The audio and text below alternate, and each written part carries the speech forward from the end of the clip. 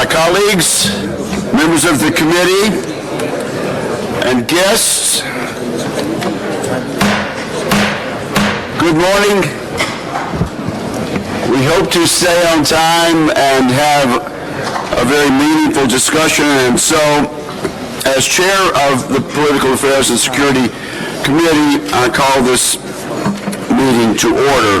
I know that there are a number of new members on our committee, and I would like to extend a warm welcome to all of you who are joining us for the first time. Let me also welcome the new vice chair of the committee, Mr. Guglielmo Piquet of Italy. Let's give Mr. Piquet a round of applause as our new vice chair.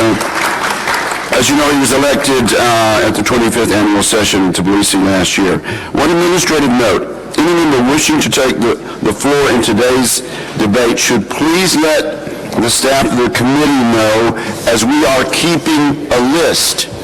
We have 20 members who have already asked to be placed on this list.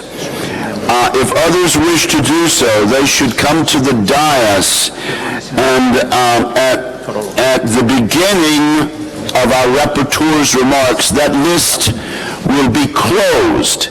Is there objection to this procedure? If not, we will follow this procedure, so please come to the dais. Let us know if you'd like to be added to the list. Now, our first order of business is to adopt the agenda for today's meetings. You have it before you. Are there any objections to the agenda?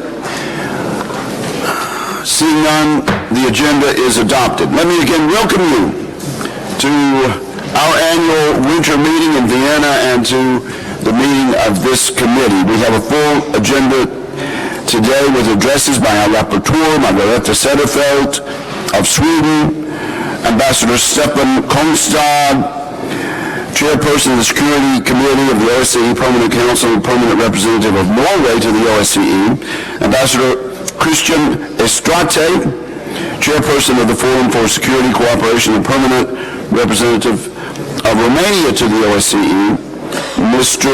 Henrik Vyadson, Director and Officer in charge of the OSCE High Commissioner on National Minorities, and Rasa Ostraskaite, OSCE Coordinator of Activities to Address Transnational Threats.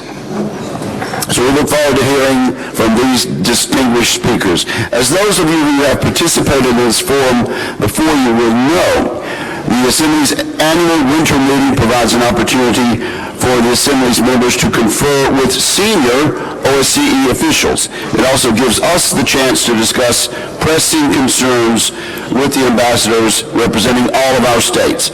This dialogue is important to our role as representatives as we work to shape the future of the OSCE and contribute to its democratic legitimacy. I look forward to hearing about the strides the OSCE is making to strengthen the security of its participating states, as well as on the challenges the organization faces in meeting expectations.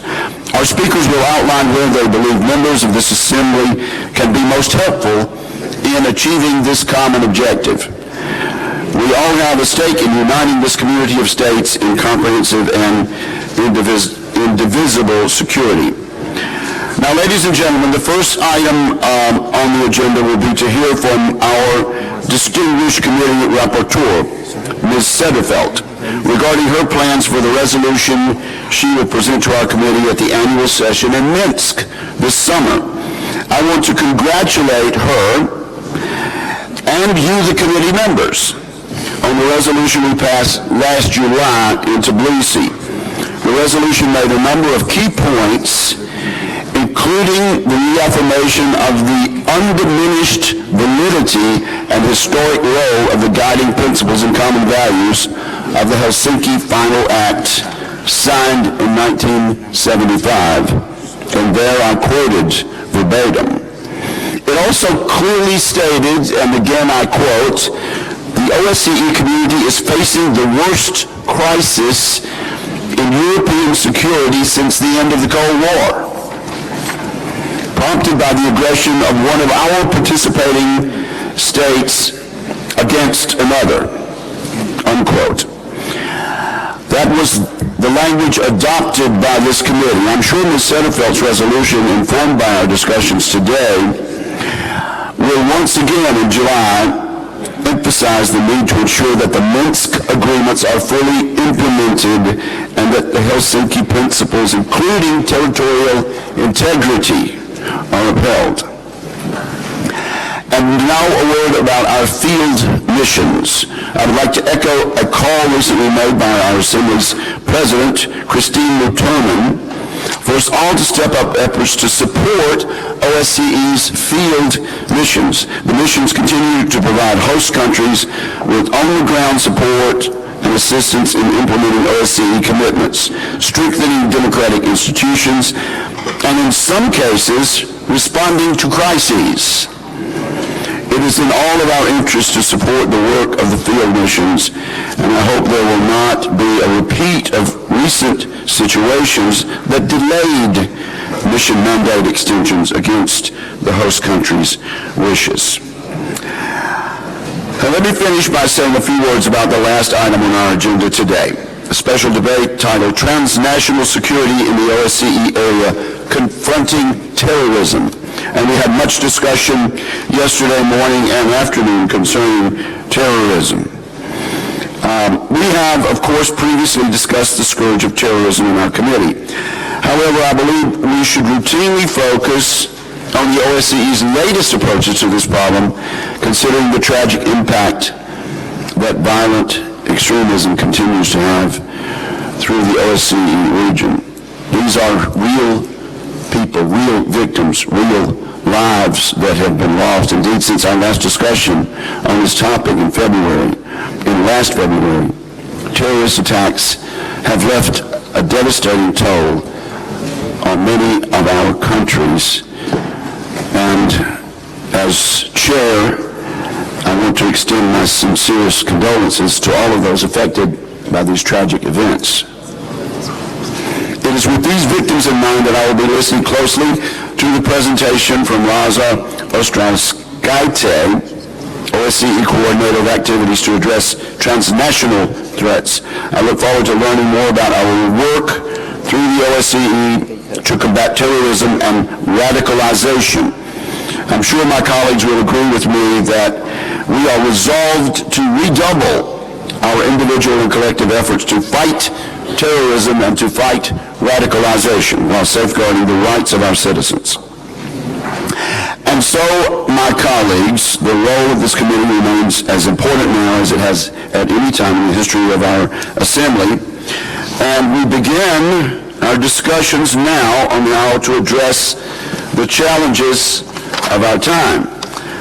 And we now turn to item number 3 on our agenda, the presentation from our distinguished committee rapporteur, Ms. Margareta Setterfeldt.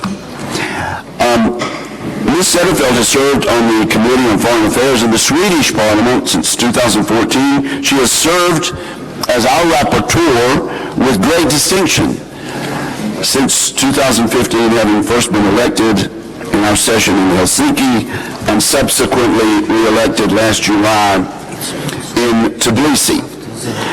Let's show our appreciation for Ms. Setterfeldt.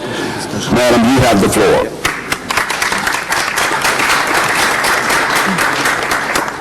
Thanks, Mr. Chair. Dear colleagues, honorables, parliamentarians, ladies and gentlemen, I am very honored to present my report today, and I hope it will be the ground for our future debates here today, and I look forward to all your comments to improve the draft for our meeting in Minsk this summer. The OSCE area is currently facing many important challenges. The ongoing crisis, disrespect for other countries' integrity are challenging the essence of our open and democratic society, while weakening its moral precepts and shared values.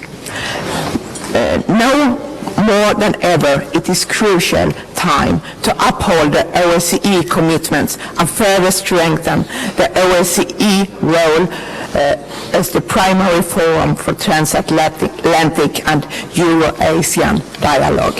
The trust between participating states needs to be regained to move the OSCE agenda forward. In December, the OSCE Ministerial Council reached consensus on several key issues, but much gridlock in the organization remains. The OSCE Parliamentarian Assembly should make use of its full toolbox to support the OSCE and participating states in tackling the threats at hand. And we, as parliamentarians, we could really contribute to the future for a peaceful solution. It's actually our duties as parliamentarians. We are voted by our people in each country because they feel trust in us, because they want us to continue the work for them. And here is the challenge today. We have to tackle the problem that's in our area. We have to work for a peaceful solution. And I really stress, this is our challenge for the future. And this report will touch upon 5 main topics: the cybersecurity, women in peacebuilding, terrorism, the Russian aggression in Ukraine, and the protracted conflicts. And I hope also that the final report that I will present in Minsk will not only focus on the problem, it will also a particular focus on what can we do, how can we as parliamentarians act to bring and contribute to the peaceful solution. About the first item, the cyber security. The OSCE plays an important role in enhancing cybersecurity and information communication technologies security. Cybersecurity is becoming an increasingly central facet of the national security strategy of participating states in OSCE area. This includes cyber warfare, encryption, military cyber capacity, hacking, and financial terrorism. Participating states need to make full use of the OSCE toolbox and work together to reduce the risk of conflict stemming from cyber attacks. Confidence building measures are a key to making the cyberspace more predictable and more controllable. Cyber warfare is a serious threat to world peace in the 21st century. Governments are investing considerable resources in offensive and defensive information communication technologies. To guarantee their own safety and to target the third states. Disruptive tactics have been on the rise in the recent months. It ranges from hacking email accounts or servers to spreading disinformation in social media with the goal of influencing an election. The risks are very real, and therefore consultations over potential cyber incidents and dialogue among the OSCE participating states are a cornerstone to escalate rising tension.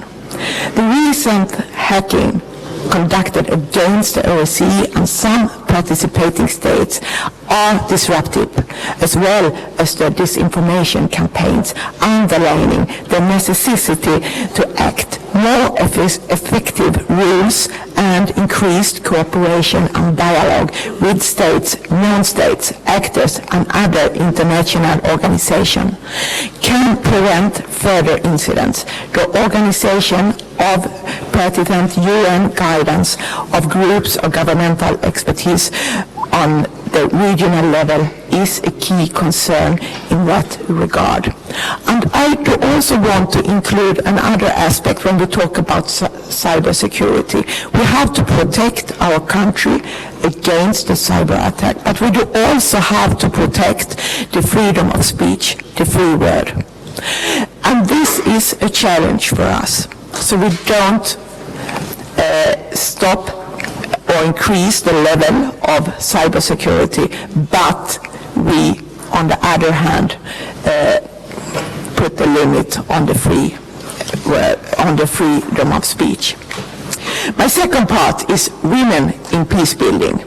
Enhancing women's political, social and economic empowerment in armed conflict and disasters, setting a priority for the OSCE work implementing UN Resolution 1325 along with participating states.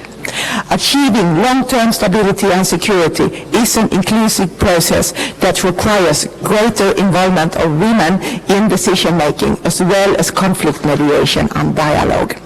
And we have had the Finnish delegation arranged a seminar about mediation and women in peace building yesterday. There have been also a presentation by Dr. Heidi Fry, and we have had debates on this here. So I must say, women's participating in peace building is one of the important issues for us. And also the OSCE field missions in several states work to increase women's capacity to take part in the peace building, to be an important part of the national peace building and as well as the international peace building. At the Tbilisi annual session in 2016, OSCE participating states were encouraged to develop and implement gender-responsive policies, programs and service to address the specific needs and priorities of migrant women and girls. And on OSCE-wide action plan to better include women in the response to refugees and migrant crisis would also be a step towards peace and security. And here we have to share best practice as well as develop action plans. The third point on my draft is the terrorism. The OSCE area is facing an increasing threat to domestic security posed by terrorist attacks, such as suicide bombing, shootings, and mass killing tactics. The radicalization of mainly young people and subsequent recruitment to the cause of Islamic State's terrorism is problematic for participating states and needs to be addressed with consequence and thoroughness. OSCE participating states need to counter the financing of radical groups, their recruitment strategies, and the threat posed by returning fighters to Europe with the help of the OSCE anti-terrorism activities. The fight against terrorism is complicated by the refugee and migrant crisis. While it is important to not politicize the issue or put the blame of a few individuals on a whole group of people, the issue remains at the heart of a fundamental security issue for the OSCE area. Government have a duty to protect their citizens and conduct more efficient border controls and asylum procedures while upholding OSCE principles. More important, however, participating states should focus on resolving the conflicts that have created this presented situation. And we as parliamentarians, we can also contribute here. We have the toolbox of the OSCE Parliamentarian Assembly. And we are, as I said in the beginning, elected by our people.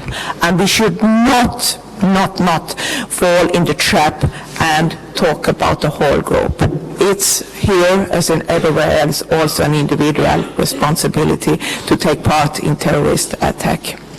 More important, we encourage OSCE countries to take all necessary measures to support the ongoing conflict resolution initiative with fully upholding OSCE commitments. Further, the OSCE needs to focus on prevention in order to deter young people from becoming Islamic fighters or joining extremist group. Dialogue and prevention is key to achieve this, and parliamentarians should support national and international initiative countering violent extremism.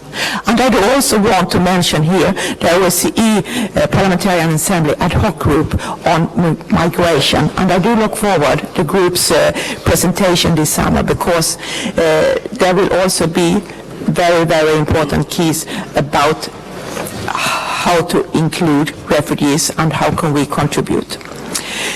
And the third item is the Russian aggression against Ukraine.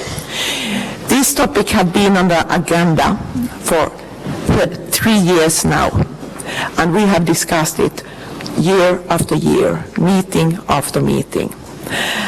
And now the Austrian chairmanship's priority of re-establishing trust and confidence as a key for the OSCE crisis and conflict management. It's a way to work forward. And the Russian aggression against Ukraine, but also the conflict in Moldova and the South Caucasus, can only be resolved through constructive and inclusive dialogue based on respect of the national right to decide on its own territorium. Participating states should refrain from using unilateral decision-making and violence in order to change the status quo. The Russian Federation's illegal annexation of Crimea and the escalating aggression in the Donbas region have breached the Helsinki Final Act and undermined the territorial integrity of Ukraine.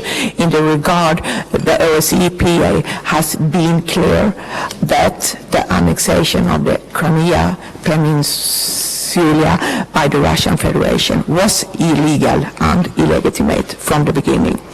The Minsk agreement, as Mr. Chair said before, is the base, the fundament. And we can support and use the Minsk agreement as the base for our work forward.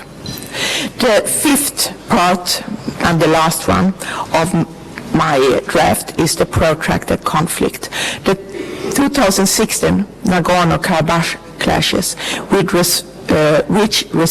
represented the most serious escalation since 1994, and the numerous violations of the line of contact are troublesome. The OSCE, through the Minsk group, should utilize its full toolbox of conflict resolutions mechanisms, including the Parliamentarian Assembly, to stabilize the situation and work towards a comprehensive peace agreement. We welcome the ministerial statement on the negotiation on the Transnistrian settlement process in the 5+2 format of the 2016 OSCE Ministerial Council in Hamburg.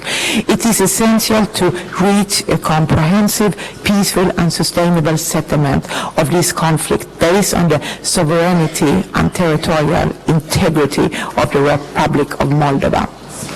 The reassumptions of the negotiation in Berlin on the 2nd and 3rd June 2016 and the signature of the Berlin Protocol mark an important development in the negotiation process. The OSCE and the Parliamentary Assembly should also step their efforts in addressing impact of the August 2008 conflict between the Russian Federation and Georgia and their effects in Abkhazia and South Ossetia.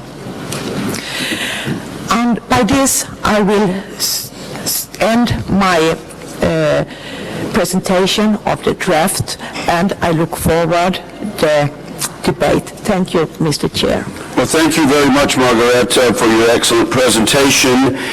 And I will now inform members of the committee that 3 delegates have asked to speak with regard to the rapporteur's presentation, and then perhaps after those 3 interventions, our rapporteur can respond to all of them in turn. First, the chair recognizes Mr. Gagamayan of Armenia. Sir, you are recognized for 3 minutes.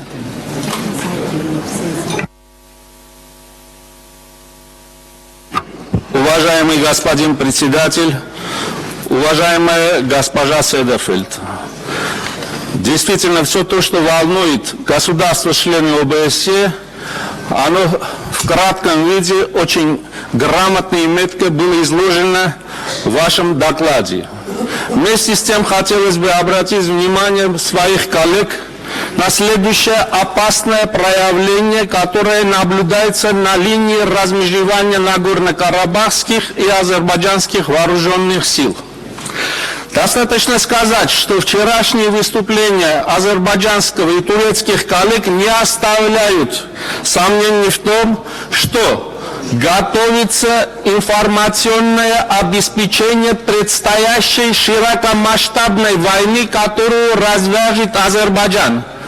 Повторяю, готовится информационный фон широкомасштабной войны, которую развяжет Азербайджан в зоне Нагорно-Карабахского конфликта. Это мое утверждение, основанное и на том, что в последние дни наблюдается передвижение тяжелой военной техники на линию соприкосновения. И это все зафиксировано не только со стороны армянских вооруженных сил, но и со стороны спутниковой связи, которая доподлинно показывает все то, что происходило в преддверии апрельской 2016 года войны. То же самое повторяется и сейчас. Чтобы убедиться в этом, достаточно внимательно прослушать то, о чем сказал президент Азербайджана Ильхам Алиев в интервью 17 февраля текущего года арабскому телеканалу Аль-Джазира. Он уже упрекает отдельные страны, которые вероисповедуют ислам, что они ведут мирные, хорошие переговоры с армянской стороной. То есть это не что иное, как их призыв к джихадистской войне. Скажу больше, те зверства, о которых упомянулось в докладе госпожи Седерфельд, не секрет ни для кого, что были совершены азербайджанскими военнослужащими, когда убитого армянского воина обезглавили и с отрезанной головой позировали перед видеокамерами, и это помещалось на интернет-сайте государственных организаций Азербайджана. Уважаемый господин сенатор, уважаемые коллеги, я убедительно прошу заставить азербайджанскую сторону следовать тем установкам, которые были даны в 5 заявлениях президентов стран-сопредседателей Минской группы, президентов США, России и Франции, а также в заявлении, данном в июне 2016 года с участием госсекретаря США Джона Керри, Жан-Марка Эро и Сергея Лаврова, а также после встречи в Санкт-Петербурге под председательством президента России Владимира Путина, где были приняты соответствующие обязательства со стороны Азербайджана и Армении. Армянская сторона в лице своего президента свято чтит договоренности. Спасибо за внимание. Thank you very much. And if members could be mindful of the time, we have a number of people on the list. The next intervention with regard to Ms. Sederfeld's report is Nestor Sufrik of Ukraine. You are recognized for 3 minutes. Thank you, Mr. Chairman. Спасибо, госпожа Седерфельд, за ваш чудесный доклад и за те проблемы, которые вы в нем подняли. Безусловно, Минск для нас является, Минская встреча для нас будет символической для украинцев. Ведь именно 2 года с небольшим назад в Минске возродилась надежда на то, что в Украине перестанут убивать людей. И в этой части Минск частично реализовался, потому что фронтальные бои были остановлены, но, к сожалению, за этот период тоже погибли люди, сотни тысяч людей, которые могли бы жить. Мы возлагаем большие надежды на Минские соглашения и уверены в том, что альтернативы Минску нет. Но в то же время многие апеллируют к российской стороне, чтобы она оказывала влияние на представителей Донецкой и Луганской областей, которые взяли под контроль эти регионы. Россия и не скрывает свое влияние на эту сторону конфликта, при этом призывает урегулировать вопрос, в том числе и реализовывать политический пакет. Сегодня мы должны констатировать факт, что на линии соприкосновения ситуация ухудшается. Авдеевка. Принятие отдельных решений, которые, безусловно, усложняют реализацию Минских соглашений, следствие того, на мой взгляд, что Украина воздерживается от реализации именно политического пакета, предусмотренного Минскими соглашениями. Рейтинг власти катастрофически падает. И сегодня все, кто выступают антагонистами власти, начинают обвиняться ни многом ни малом, а в государственной измене. Я испытал эти обвинения на себе. Сегодня мой коллега, депутат Верховного Совета Украины Артеменко, который встретился с господином Флинтом и передал ему свое видение реализации этого конфликта, тоже обвиняется не в малом, а в государственной измене. Власть, я абсолютно уверен, не заинтересована в реализации Минских соглашений. И при этом апеллирует к тому, что безопасность не обеспечена. По линии разграничения с двух сторон стоят десятки тысяч вооруженных людей. К сожалению, локальные конфликты между ними неизбежны. Но если мы не заставим украинскую власть, подчеркиваю, не украинский народ, не Украину, а украинскую власть, реализовать политический пакет, по крайней мере, начать обсуждать законы, которые выписаны в Минских соглашениях, и здесь я обращаю внимание на позицию Германии и германского посла в Украине, то у нас не будет никакой перспективы по миру и по реализации Минских соглашений. Законы, которые требуют реализовать Минские соглашения, могут быть приняты только в Верховном Совете Украины и только украинской властью. Ни Конгресс Соединенных Штатов, ни Бундестаг не смогут реализовать законы, которые взяла на себя обязательство реализовать украинская власть. Спасибо большое. Thank you, my friend. And our next intervention comes from Nikolai Ryshak of Russia. You're recognized for 3 minutes, sir. Уважаемый господин председатель, мы сейчас выслушали доклад госпожи Söderfeld, и я вам скажу, что он навеял мне времена холодной войны. Несколько терминов об агрессии России на Украине. И вот сейчас выступление украинского председателя опровергает односторонний подход госпожи Söderfeld и ее доклада. Действительно, это контрастирует на фоне нашей вчерашней встречи с американской стороной, где в уважительном, очень, я бы сказал, объективном стиле была выдержана вся беседа, и мы на себя две великие державы, которые обладают ядерным оружием, нащупывали ходы и точки соприкосновения, чтобы и такое явление, как терроризм, и его корни, и его причины и не сводились к проявлениям одиночек. Это очень явление сложное, которое имеет глубокие корни и глубокие действительно причины. В этом надо разбираться и давать этому принципиальные оценки. Теперь, если мы будем в таком стиле, как агрессия России, по-прежнему вносить свой дипломатический разговор, это не приведет к решению вопроса. Надо находить действительно развязки, которые бы способствовали решению конфликтной ситуации. Нет там односторонней реакции России.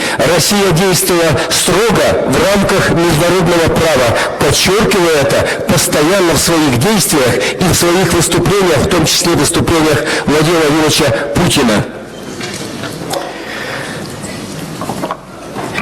Говоря о проявлениях российской агрессии, ни слова было не сказано о национализме, который граничит с проявлением фашизмом. Вот об этом надо говорить. Вот это действительно опасность, которую Европа должна извлечь и сделать все для того, чтобы фашизм в его жутких проявлениях никогда не появился на европейских просторах.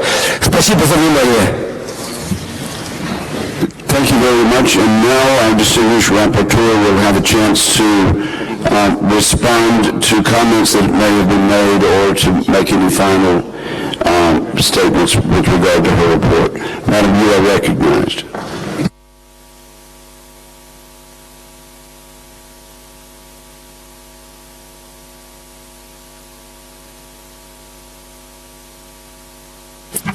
Thanks for the comments.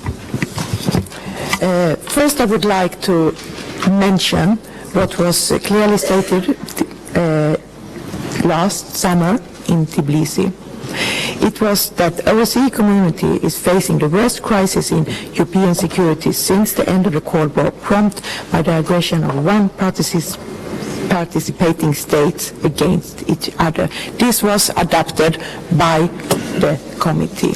But as I said before, I thank for all the remarks, and I look forward our meeting in Minsk. And all the comments here, it's also, would I say, show the importance of the OSCE work forward, building on our tools, on peace building, on confidence building, on mediation, and also of the importance of the OSCE missions, and the need of respect for each country's territorium.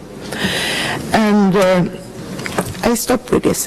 Thanks, Mr. Chair. Thank you, Madam Rapporteur. It now is time, according to our agenda, to hear three presentations, items 4, 5, and 6. First, the chair recognizes Ambassador Stefan Kongstad, chairperson of the Security Committee of the OSCE Permanent Council and permanent representative of Norway to the OSCE. So, Ambassador Kongstad, you are welcome, and you may proceed in your own fashion. Thank you. Thank you very much, Mr. Chair. Mr. Chair, distinguished members of the OSCE Parliamentary Assembly, thank you for this opportunity to inform the General Committee on Political Affairs and Security of the priorities and work of the OSCE Security Committee this year. As you're all aware, the Security Committee deals with non-military aspects of the OSCE political military dimension of security, meaning transnational threats and how to improve our security sectors to tackle such threats. Despite the current political and security circumstances in and around the OSCE area, the work of the Security Committee continues to be constructive and fruitful. This has been demonstrated not least through the adoption of important declarations and decisions in recent ministerial councils after constructive deliberations in the Security Committee. There seems to be general agreement that we must work together to intensify international cooperation to prevent and counter terrorism and transnational organized crime, and to manage our borders to ensure effective and accountable law enforcement and justice sectors, and to promote peace and security in cyberspace. There is also general agreement that the OSCE has an important role to play in these areas. And let me mention three aspects of the OSCE's added value in countering transnational threats. First, the comprehensive approach to security allows us to tackle not only the symptoms, but also the underlying causes, the marginalization, intolerance, and discrimination that leads to radicalization and violent extremism. A human rights-based approach is crucial for an effective response. Second, the Secretariat and the autonomous institutions have built up impressive cross-dimensional expertise on various transnational threats, ensuring high-quality programmatic activity. And third, the local presence and expertise of the field operations make the OSCE into a highly cost-effective project implementer, with the ability to tailor projects to local needs and the necessary and long-standing relationship with host governments and other partners on the ground to ensure local ownership. That being said, the OSCE is a small organization with limited resources. We should not overstretch, but rather focus our efforts and avoid duplicating the work of other actors, such as relevant UN organizations. Let me now turn to the topics on the agenda of the Security Committee in 2017. The topics chosen for the monthly meetings reflect the priorities of the Austrian OSCE chairmanship. And we have also received input from participating states, and we have attempted to base the work program on what topics there is interest for and agreement on discussing among participating states. And recent Ministerial Council decisions and declarations have been important for guiding our work. The Austrian OSCE chairmanship's key priority for the first dimension is violent extremism and radicalization that lead to terrorism. This is consequently one of our main priorities in the Security Committee. We devoted our first thematic meeting on the 20th of February to a whole-of-society approach to preventing and countering radicalization and violent extremism. Professor Peter Neumann, the CIO's newly appointed special representative on the fight against radicalization, was one of the speakers and informed us of his plans to issue a report with recommendations and best practices towards the end of the year. We believe security sector governance and reform generally receives less attention than it deserves. The OSCE has valuable expertise and is well placed to help ensure that the security sector in all participating states is effective and accountable. And we hope discussions in the Security Committee this year will contribute to this end. We will also continue the important work on cybersecurity, in close cooperation with the newly appointed Hungarian chair of the Informal Working Group, Ambassador Karoli Down. In addition, there will be meetings on border management and security, community policing, as well as on the links between organized crime, trafficking in illicit drugs and human beings, and financing of terrorism. Together with the Economic Environmental Committee and the Human Dimension Committee, we will have a joint meeting on trafficking in human beings and modern slavery. In a separate joint meeting with the Human Dimension Committee, we will discuss civilian aspects of women, peace and security. Gender will be a cross-cutting priority throughout the year. We will seek to promote gender equality and incorporate a gender perspective in all meetings. In addition, we will have a meeting especially devoted to gender and violent extremism and radicalization leading to terrorism. And we will, as already mentioned, have a joint meeting with the Human Dimension Committee on Women, Peace and Security. The Security Committee is a forum for dialogue among participating states, as well as between participating states and the OSCE executive structures. And we aim to make this dialogue as practically oriented as possible, focusing on practical measures to help further improve the good work our organization is already doing on the ground, and to support participating states in implementing their OSCE commitments through exchange of best practices and voluntary reporting. Thank you, Mr. Chair. Thank you very, very much. And at this point, we will hear two other presentations and then take comments from two parliamentarians who have asked to speak in this regard. Our next presenter is Ambassador Christian Estrate, chairperson of the Forum for Security Cooperation and permanent representative of the Netherlands to the OSCE. Mr. Ambassador, you are recognized. Romania. Mr. Chairman, I'm representing Romania still, but thank you very much for this. It doesn't even start with the same letter, but I'm only reading when I have... It's all right. Thank you very much. And, I think it's a good way to emphasize that indeed he is a Romanian. And you are recognized with my apologies. Thank you. It is an honor, distinguished committee, to report again to you, this time from my position as chair of the Forum for Security Cooperation, and brief you about the priorities of our program of work for the first 4 months of this year. With 57 participating states, the turn to preside over the FSC comes approximately every 19 years. In that view, Romania is aiming at a meaningful chairmanship during times of uncertainty and security challenges within the OSCE area, crisis in and around Ukraine, protracted conflicts in the larger Black Sea region, the deadlock affecting CFE treaty, and the failure to modernize the Vienna document, transnational threats such as cyber, to name only a handful. Therefore, we have structured our program of work and respective security dialogues with a view to better respond to these challenges alongside 2 dimensions: geographical, from regional issues to those covering entire OSCE area, and thematic, which includes traditional but also innovative questions. After the preceding chairmanships of Norway, Netherlands, Poland, and Portugal have brought up during their respective tenures the security situation in the High North, North Sea, the Baltic Sea, and the Mediterranean, respectively, Romania intends to complete the picture by organizing 2 security dialogues regarding regions of direct interest, the Balkans and the Black Sea. On 25th January, we approached the challenges and expectations related to Southeast European security, and on 15 March, the FSC will discuss multi-dimensional security of the Black Sea.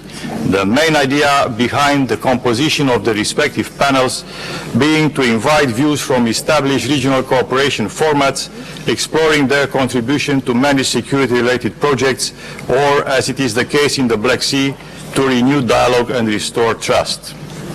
On the broader level, we hosted on 8 February 1 security dialogue related to non-proliferation of weapons of mass destruction and the implementation of UN Security Council Resolution 1540.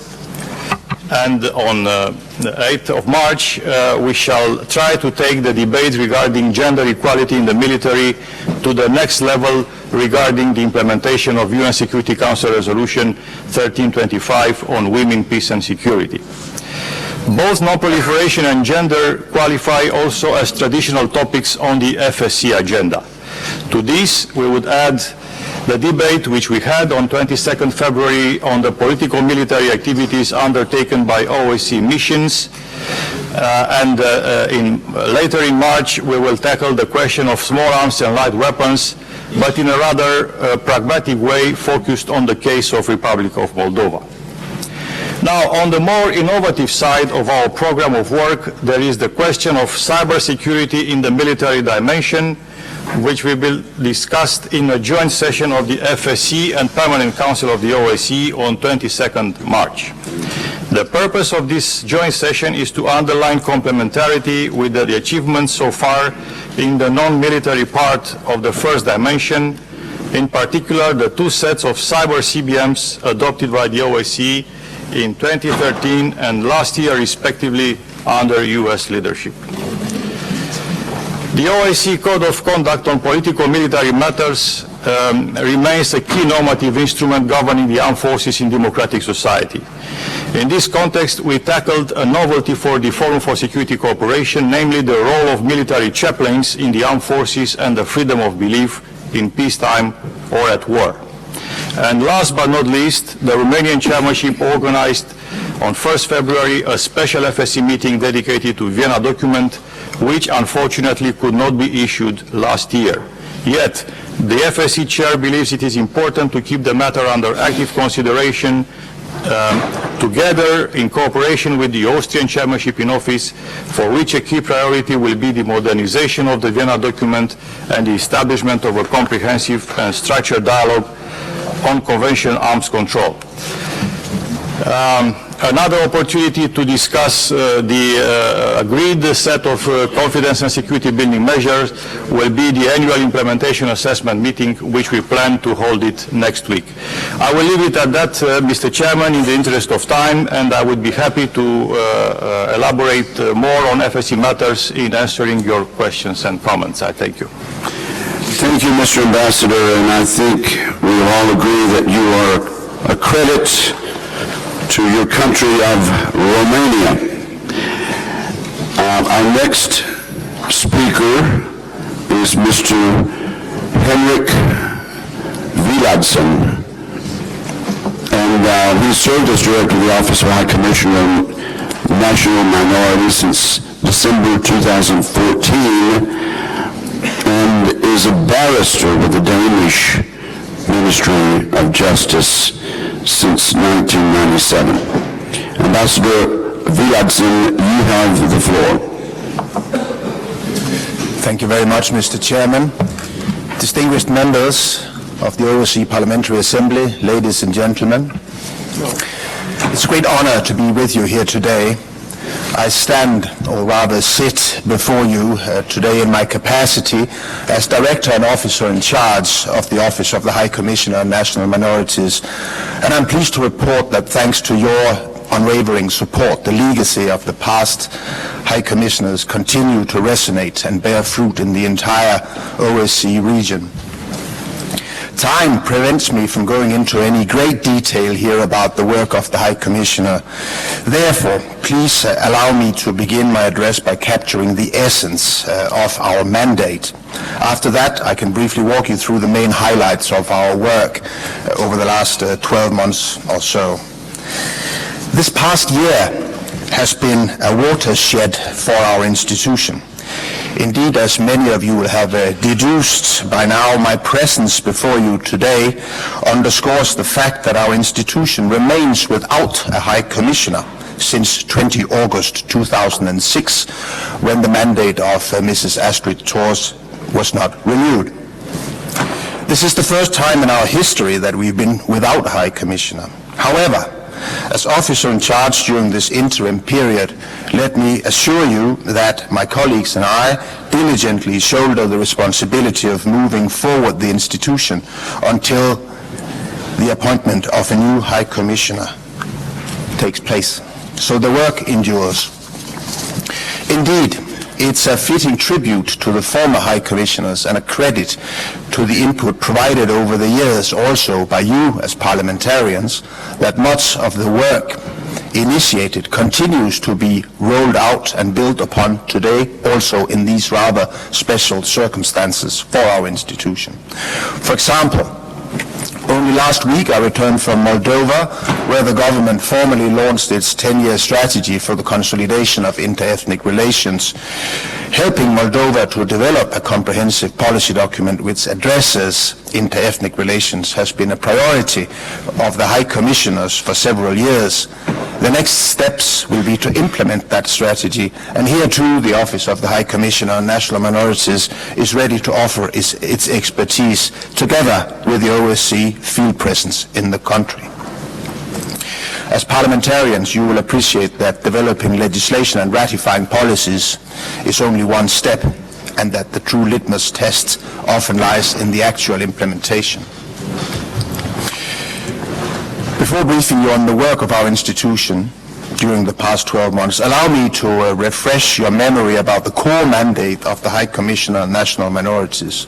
This autonomous institution was established by the OSCE a quarter of a century ago now, in the wake of the devastation and human suffering caused by the breakup of the former Yugoslavia and the subsequent Balkan Wars during the 1990s. The mandate is twofold. First, to provide early warning at the first sign of imminent conflict in the OSCE area arising from tensions involving national minorities, and secondly, to assist the participating states with conflict prevention. The latter represents the bulk of our work. We operate from the premise that prevention is better than cure. It's perhaps fitting to note that consecutive High Commissioners always maintained that most conflicts involving national minorities can be avoided. They consistently spoke out in support of diversity, reminding us that diversity is already deeply rooted in European culture. Wherever possible, they praised the benefits that diversity, if managed well, can bring to society. So what tools do we have at our disposal today to diffuse inter-ethnic tension? And how can we promote respect for diversity in society? Thanks to the vision of the previous High Commissioners as well, and the expertise shared by you as parliamentarians and your predecessors over the last 25 years, we can refer to the High Commissioner on National Minorities guidelines and recommendations which are issued on a regular basis. These reference works offer advice on, until now, 7 major issues relating to national minorities, root causes of conflict related to national minorities, if you like. These span from, for example, policing in multi-ethnic communities, linguistic rights, the use of national minorities' languages in broadcast media, etc., etc. These documents, widely available on our website, are the fruits of the thematic work of the institution, and I encourage you to use them whenever you develop new legislation relating to national minorities. One of the most widely used set of guidelines now available in several OSCE languages is the Ljubljana Guidelines on the Integration of Diverse Societies. These were compiled to reconcile divisions in society and promote inclusion and social cohesion.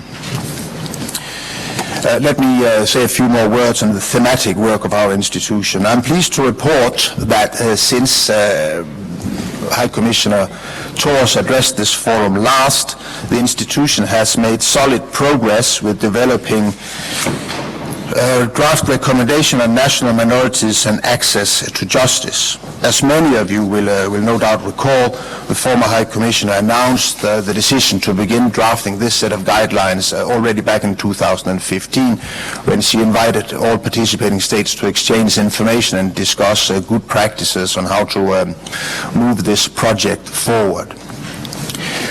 Since then, our focus has been on framing issues related to access to justice within the HCNM's mandate of conflict prevention. The first draft is now ready thanks to the hard work of the in-house working group, and is currently being reviewed by a group of external experts and close friends of the institution. We plan to issue these recommendations in the autumn during the Austrian chairmanship. At the same time, we are also revising and updating the High Commissioner on National Minorities guidelines on the use of minority languages in the broadcast media, which were originally published in 2003. Given the fast pace of technology, an updated and expanded version of these guidelines is long overdue. Again, we also plan to publish these revised guidelines during this year. A few words about our work in the field of education. If members of national minorities are to play an active role in society, it's essential that they receive equal access to high-quality education. Therefore, education has been an overarching theme for the High Commissioner on National Minorities. While a lot of emphasis is often placed on preserving national minority languages, we've found that being proficient in the official languages is just as important. Not being fluent in the official language or languages of a country often precludes young people from getting jobs in the public sector or going to university. Much of the High Commissioner's work involves identifying obstacles such as these, finding workable solutions with various stakeholders. For example, in Serbia, the Bujanovac department of the Subotica Faculty of Economics of the Novi Sad University, long title that is, stands out as a beacon in this respect. It's the first truly multilingual, multi-ethnic higher education institute in southern Serbia, established on the initiative of the High Commissioner on National Minorities, in this case Commissioner Vollebæk of Norway, who started the process back in 2009. The HCNM continues to take an active part and play an active role in the committee that guides the work of this university department in that part of Serbia.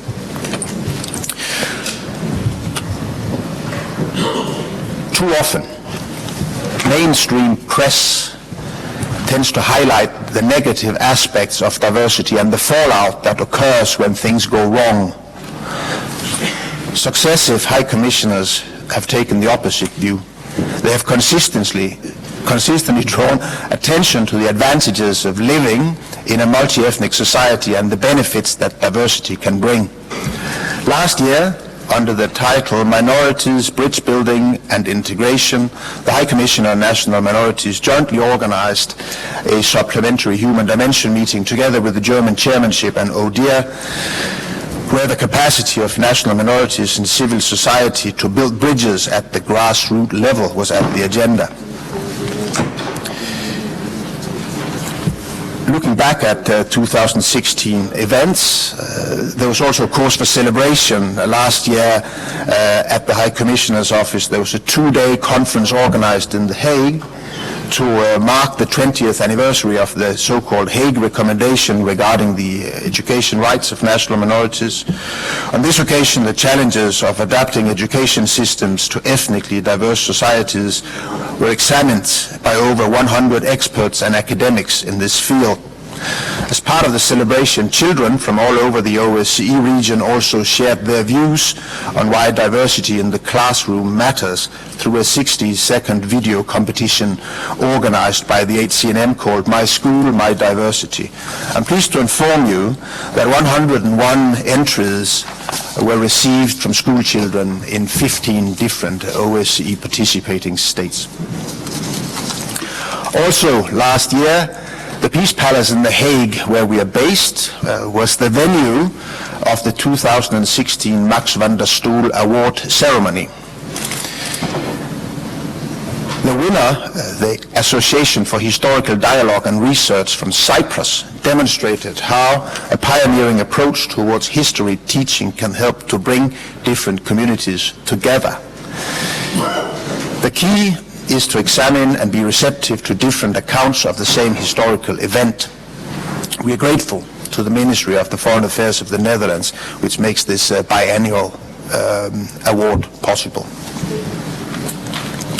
In 2018, looking ahead, we will celebrate the 20th anniversary of the Oslo recommendations regarding the linguistic rights of national minorities. Already today, some words have been said about radicalization, and my colleague Rasa Ostos-Kaiser will speak on the subject after me. But I think that it also, from our institution's perspective, is right that I say a few words about it. Radicalization, clearly another area that deserves our attention, and so is how to counter violent extremism leading to terrorism, particularly among our young people. Discrimination and marginalization are generally focused as root causes of this phenomenon. Feelings of alienation and exclusion, which I have described earlier, can drive young people into the arms of violent extremists.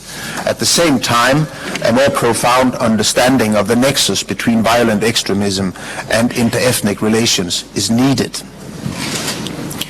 With national minorities often being target groups and as a conflict prevention institution, the High Commissioner on National Minorities is well placed to advance knowledge and contribute to a range of solutions and mechanisms geared towards preventing violent extremism. A key strategic focus for the OSCE, this matter falls squarely within the High Commissioner's mandate of conflict prevention and is very much in line with the priorities of the chairmanship, which Austria currently holds. We look forward to developing that work together with other OSCE institutions. Getting to the end, a few words about the institution and its fieldwork, its visits to participating states. Traveling to participating states is a vital part of the institution's work. Such visits provide opportunities for open and direct dialogue both with government representatives and with national minority groups. Such visits help us see the bigger picture and enable us to engage in quiet diplomacy as per our mandate. For example, in March, former High Commissioner and the Parliament of Ukraine co-hosted a successful roundtable in Kiev on the institutional framework for inter-ethnic relations in that country. Since the end of High Commissioner Thor's mandate, I also visited Ukraine, where I attended the dialogue on OSCE's comprehensive approach to security in Ukraine, which was convened by the OSCE project coordinator there. I also recently visited 4 OSCE field operations in the Western Balkans, Belgrade, Sarajevo, Skopje and Tirana, to ensure the continuity of work and information flow with relevant contacts during this interim period between 2 High Commissioners. While in Tirana, I participated in the final conference on the public consultation process for drafting a law on national minorities at the invitation of the Albanian authorities. A scope of work in which we have taken an active part throughout. Ladies and gentlemen, I'm sure you will agree that since this meeting last year, there has been a seismic shift in the political landscape in Europe and further afield. Changes have occurred that few of us could have anticipated 12 months ago. Europe itself is in a state of transition, and as elections loom on the horizon for many countries, it's hard to tell which political voices the people and the national minorities will listen to. As we are all aware, divisions in society can lead to feelings of alienation and exclusion among minority communities. Such feelings not only impact the state in question, but can also trigger a response from what we call kin states. In such cases, the High Commissioner on National Minorities always advocate upholding the tenets of international law, which maintains that protecting minority rights is the duty of the state in which the minority resides. Ladies and gentlemen, I would like to take this opportunity to thank the participating states with which I have had the privilege of visiting so far in my capacity as officer in charge. I'm grateful for the warm and courteous welcome extended to myself and HCNM staff and for the frank and open discussions that we are having. It's also reassuring to witness firsthand the progress that's being made on the ground to include national minorities and safeguard their rights by enshrining them in the rule of law. It's also encouraging to see the enthusiasm of various OSCE states to engage with our office and benefits from its experience and legal expertise. I'm well aware that I have been taking too much of your time. Thank you very much for your attention. And thank you very much, Mr. Viladson. The chair wishes to make an important announcement in an attempt to be fair to everyone who wants to participate in the debate. By unanimous consent, this committee earlier closed the list of those who would like to speak. It may very well be that somehow in the translation or the way in which I said it that we were unclear, and a number of persons, a handful, have come forward and asked to be added to the list. I want to be fair to everyone. We are a little ahead of schedule, and we have 3 persons who wish to intervene with regard to the 3 previous presentations. And then we will have, of course, a lengthy debate following the presentation on transnational security. So if members, there's some 20 people signed up for that, for 3 minutes each. If people did not understand and wish to be added to the list, we will accept additional names for the next 5 minutes. And then, unless there's objection from the committee, we will finally close that list. And we will accommodate members to the extent that we can be out of this room by 1:45 noon, which is what we are required to do. So does everyone understand, if something has been said that causes you to wish to intervene, the list will be reopened now for the next 5 minutes during the time when the 3 interventions occur with regard to the last presentations. Is there objection to this procedure? If not, we'll do it that way and proceed and speak to Mr. Payaris or to Jean-Paul, our procedural advisor. In the meantime, we have next on our list to be recognized for 3 minutes is Mr. Nitzar of Afghanistan. Sir, you are recognized for 3 minutes. بسم الله الرحمن الرحیم. تشکر جناب رئیس صاحب جلسه. افتخار بزرگی است برایم که در این جلسه حضور دارم و تشکر میکنم از این که فرصت بزرگ برای مساعد ساختید. مبارزه علیه تروریسم و افراطگرایی یکی از اولیت‌های مهم حکومت وحدت ملی جمهوری اسلامی را تشکیل می‌دهد. تروریسم به طور فزاینده امنیت، ثبات و پیشرفت جامعه ما را تهدید می‌کند و حملات اخیر تروریستی در سراسر دنیا گواه بر این حقیقت است که تروریسم سرحد، ملیت و مذهب نمی‌شناسد. برای سالیان متمادی افغانستان قربانی اصلی تروریسم بوده و ما نه تنها صرف مشغول جنگ با تروریسم بودیم بلکه در مبارزه با این پدیده جهانی متحمل قربانی ها و زحمات زیاد شده ایم. فقر، نارضایتی و فساد باعث تقویت افراطگرایی می شود که ما باید اقدامات و تدابیر لازم و اساسی را در راستای مبارزه با این پدیده روی دست گیریم و این نیازمند تعهد مشترک در از مدت همه ما است. افغانستان در خط نخست مبارزه علیه تروریسم جهانی قرار گرفته است. ما بیشترین قربانی را در راستای مبارزه علیه مواد مخدر داریم و همچنان رنجها و زحمتهای بیشماری کشیدیم. همچنان اجازه دهید از شرکای بین‌المللی ما، اعضای سازمان امنیت و همکاری اروپا و اعضای همکاری که فرزندانشان را در راه مبارزه علیه تروریسم از دست داده‌اند سپاسگزاری نماییم. همروزه تعداد زیادی از افراد ملکی شامل زنان و کودکان جانهای شیرینشان را در حملات تروریستی در افغانستان از دست می‌دهند. آمار نشان می‌دهد که در سال 2016 به تعداد 3500 تن از افراد ملکی کشته و به تعداد 8000 تن دیگر از افراد ملکی در این حملات جراحت برداشتند که این رقم بی سابقه تلفات ملکی را از سال 2009 به این سو نشان می‌دهد. این حملات تروریستی بیرون از مرزهای افغانستان طراحی و تمویل می‌گردد. این یک موضوع معلوم و روشن برای مردم و ملت ماست. شبکه‌های تروریستی به شکل روزافزون در سطح منطقه و جهان رو به گسترش است و پیدا کردن یک راه حل برای از بین بردن این معضل بین‌المللی نیاز به همکاری همه‌جانبه و جمعی سایر کشورها دارد. اقدام لازم در قسمت مبارزه علیه قاچاق مواد مخدر، قاچاق انسان، پولشویی و از بین بردن پناهگاه‌های امن برای عاملین توریسم صورت گیرد.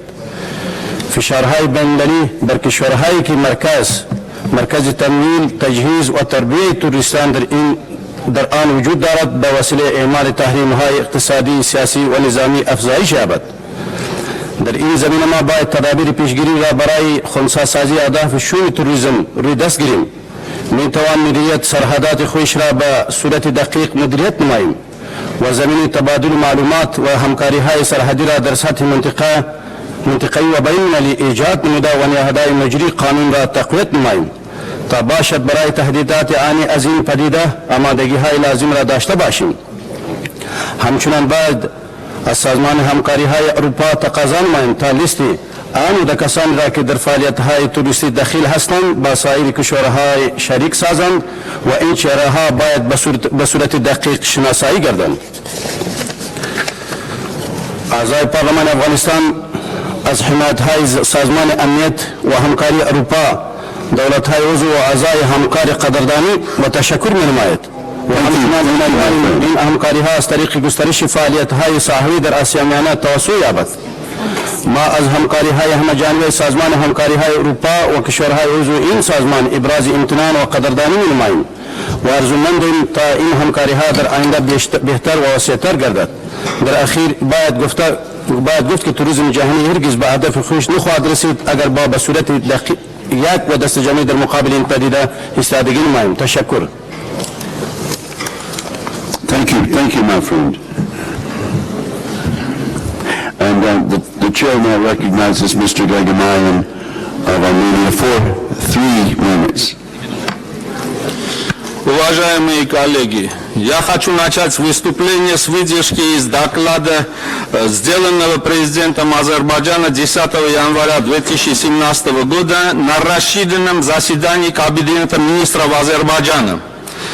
Итак, Азербайджан продолжит наращивать свой военный потенциал, в том числе поставки в страну самого современного оружия. Мы обладаем самым современным оружием, имеющим высокую точность и разрушительную силу.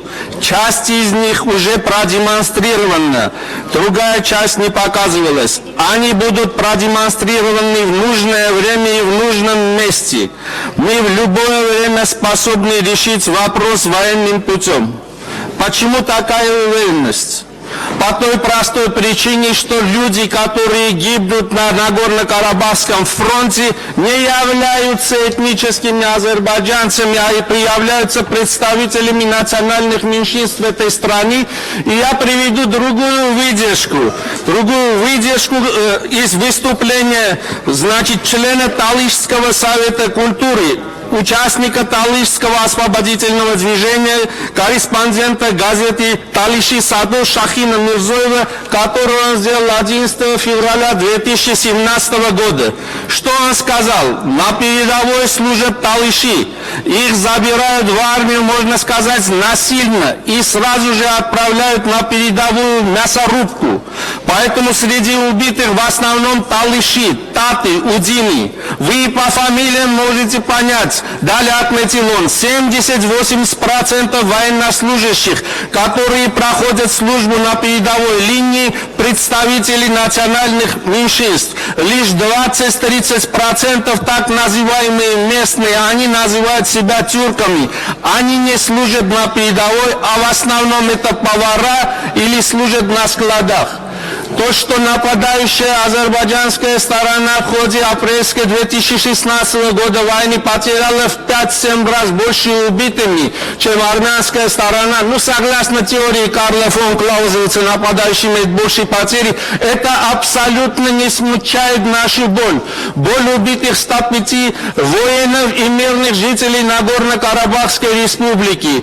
По той простой причине, что нация, которая претерпела в 1915-23 годах геноцид армян в Османской империи, жизнью каждого человека дорожит. Поэтому я настоятельно призываю многоуважаемый президиум обратить внимание на это обстоятельство. Азербайджан посылает на фронт талышей, татов, лезгин, удинов, решает и свою внутриазербайджанскую проблему, потому что указанные народности не хотят мириться с бесправным положением в Республике Азербайджан. Спасибо за внимание. Thank you, my friend.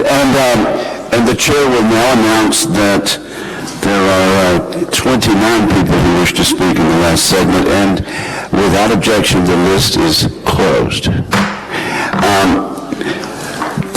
The next speaker will be Mr. Blaha of Slovakia. You are recognized. Thank you very much, Mr. Chairman. While there are many topical issues to be discussed, there is one topic that we believe forms an integral part of the OSCE engagement in general, and especially in the political military dimension. I'm talking about the security sector reform and governance. Mr. Chairman, Slovakia has been promoting the SSRG for a while now, with a firm belief that it can and will bring added value to the comprehensive security of the participating states of the OSCE. There are almost 30 of those participating states that share this view. Other international organizations pursue several pioneering activities in this field, in particular the UN and also the EU. I just would like to re-emphasize that the OSCE is well placed to be a leader in this field and thus to work towards the formalization of an OSCE-wide approach to SSGR supported by all participating states. And I would like to add one more general political remark. concerning our eastern friends from Russia and Ukraine. I believe that OSCE should concentrate on the concrete, practical tools of dialogue, not on ideology. I do not believe in ideological fairy tales about the good and the evil. There is nothing like this in the geopolitics. We need to try to understand each other, not to blame each other. That's why I don't agree with the blaming the Russians in this session. We need to be united in our fight against the terrorism, against the neo-fascism, against the energy or social insecurity. We were able to be united in the Second World War against fascism. We should be able to be united again today. Thank you. Thank you very, very much, and that concludes the interventions at this point, and we now turn to the next item on the agenda, which is the special debate, item number 7, on transnational security in the OSCE area, confronting terrorism. And it is my honor at this point to welcome Ms. Raza Ostras-Kante, who serves as OSCE Coordinator of Activities to address national threats. She joined the OSCE in 2009, previously serving as Deputy Director of the Policy Support Service at OSCE's Conflict Prevention Center. Before joining OSCE, she served with distinction in positions at the EU and the Lithuanian Foreign Minister. Madam, you have the floor. Thank you, Mr. Chair. Excellencies, ladies and gentlemen, thank you for the opportunity to address the General Committee on Political Affairs and Security of the OSCE Parliamentary Assembly on the topic of confronting terrorism in the OSCE area. In my presentation, I will highlight key aspects of the Transnational Threat Department's programmatic work on countering terrorism. I will conclude by offering some thoughts on how the Parliamentary Assembly could support and reinforce our efforts to prevent and counter terrorism. Last December, the Ministerial Council adopted a declaration on strengthening OSCE efforts to prevent and counter terrorism. As terrorism continues to challenge our security, closer collaboration by all stakeholders aimed at strengthening collective action is more important than ever. The OSCE has a strong mandate to work on preventing and countering violent extremism and radicalization that leads to terrorism, VERLT, while promoting human rights-based approaches. Its mandate commits participating states to enhance international cooperation and to work together following a multidimensional and multi-stakeholder approach. Engaging and empowering youth in preventing and countering terrorism is one of the priorities of the 2017 Austrian chairmanship. The 2017 OSCE-wide Counterterrorism Expert Conference, Preventing and Countering Violent Extremism and Radicalization that Lead to Terrorism, will be held in Vienna from 23 to 24 May. It will focus on 3 main topics: national experiences and international cooperation in countering terrorism, engaging and empowering youth in preventing and countering VERLT, and preventing radicalization to terrorism in prisons. OSCE activities to counter VERLT have gradually increased over the last few years. The challenge today is to move from policy dialogue to implementation of good practices. The 2015 Ministerial Council Declaration on Preventing and Countering VERLT identified a broad range of entry points for executive structures to take action. The Transnational Threats Department is assisting several participating states in developing comprehensive national strategies and action plans to counter violent extremism and terrorism. Allow me to highlight the importance of gender mainstreaming in preventing and countering VERLT. The OSCE recognizes that equal participation of men and women in operational responses by governments to VERLT is critical for a whole-of-society approach. A diverse security sector with a police service that represents the whole population is part of building trust in local communities. Last November, the OSCE hosted its first technical expert meeting, which gathered more than 80 expert practitioners, law enforcement and academic, to discuss gender mainstreaming in operational responses to VERLD. We have also developed, together with ODIHR, a community policing guidebook on preventing terrorism and countering VERLD, which provides specific guidance on engaging with different parts of communities, such as women and youth. In the OSCE, one of the initiatives to counter the rhetoric and arguments of violent extremist elements is the awareness-raising United in Countering Violent Extremism, United CVE campaign. It underscores that the organization stands as one against violent extremism and terrorism. Since its launch in 2015, the campaign has reached over 21 million people online, in particular youth. Under the umbrella of the United CVE, universities from participating states were invited to join the peer-to-peer challenging extremism competition during a side event at the OSCE Ministerial Council in Hamburg. The top 3 teams from Canada, Slovenia, and Sweden competed for the best creative social and digital media campaign to counter violent extremism, pitching their creative concept live in front of a jury made up of OSCE senior officials, ambassadors from OSCE participating states, and the media. The new Leaders Against Intolerance and Violent Extremism Live initiative seeks to build the capacity of civil society leaders to speak out, mobilize others, and take action against intolerance and violent extremism leading to terrorism, especially at the local level. We have developed a broad partnership framework in support of LIVE, which includes, amongst others, the EU Radicalization Awareness Network, the Global Community Engagement and Resilience Fund. LIFE is fully aligned with the UN Plan of Action to Prevent Violent Extremism and relevant United Nations Security Council resolutions 2178 on foreign terrorist fighters, 2242 on gender, peace and security, and 2250 on youth, peace and security. The project focuses on youth leaders, women leaders, and religious and traditional leaders. We are currently piloting a training course for youth. Prevention of the cross-border movement of terrorists is a priority for the OSCE.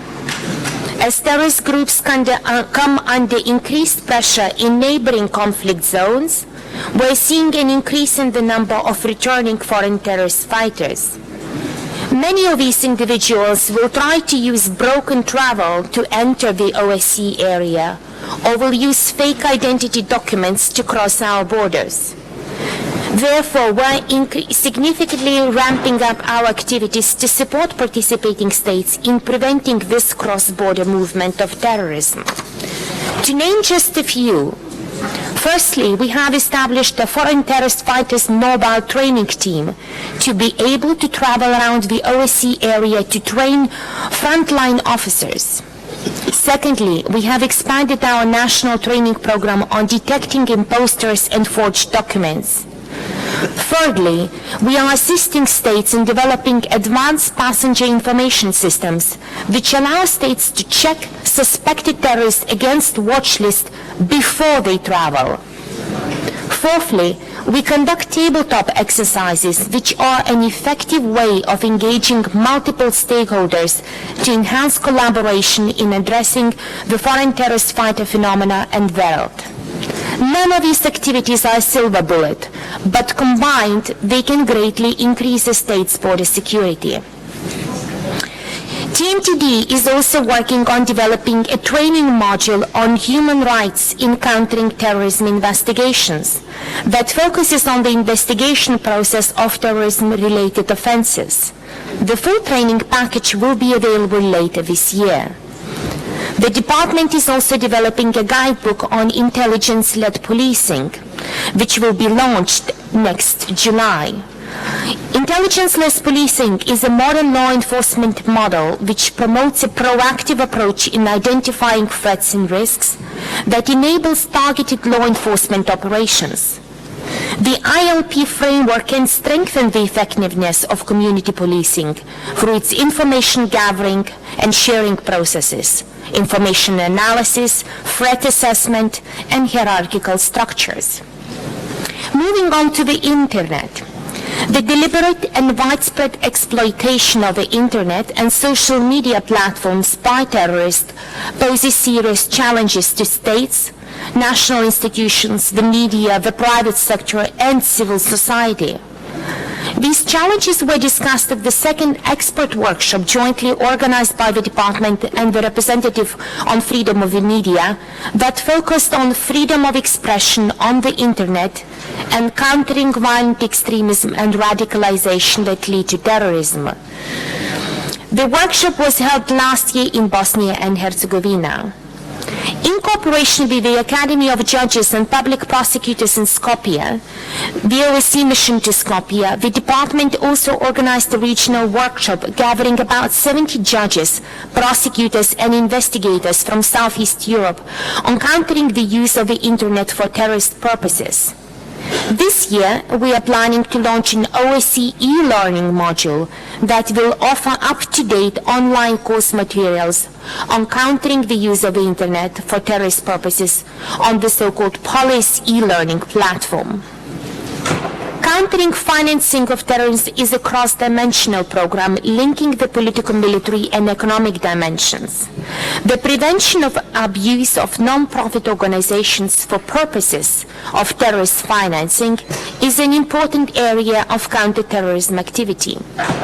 The threat has become increasingly complex, partly because of the considerable financial resources flowing to certain terrorist organizations from the proceeds of national organized crime.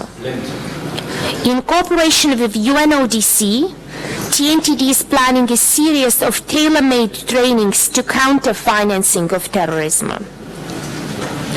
To promote public-private partnerships, Transnational Threats Department will continue to coordinate trainings and tabletop exercises with national stakeholders from state authorities and private sector experts, international partners, to raise awareness of non-nuclear critical energy infrastructure protection, such as industrial control systems and cyber-related infrastructure.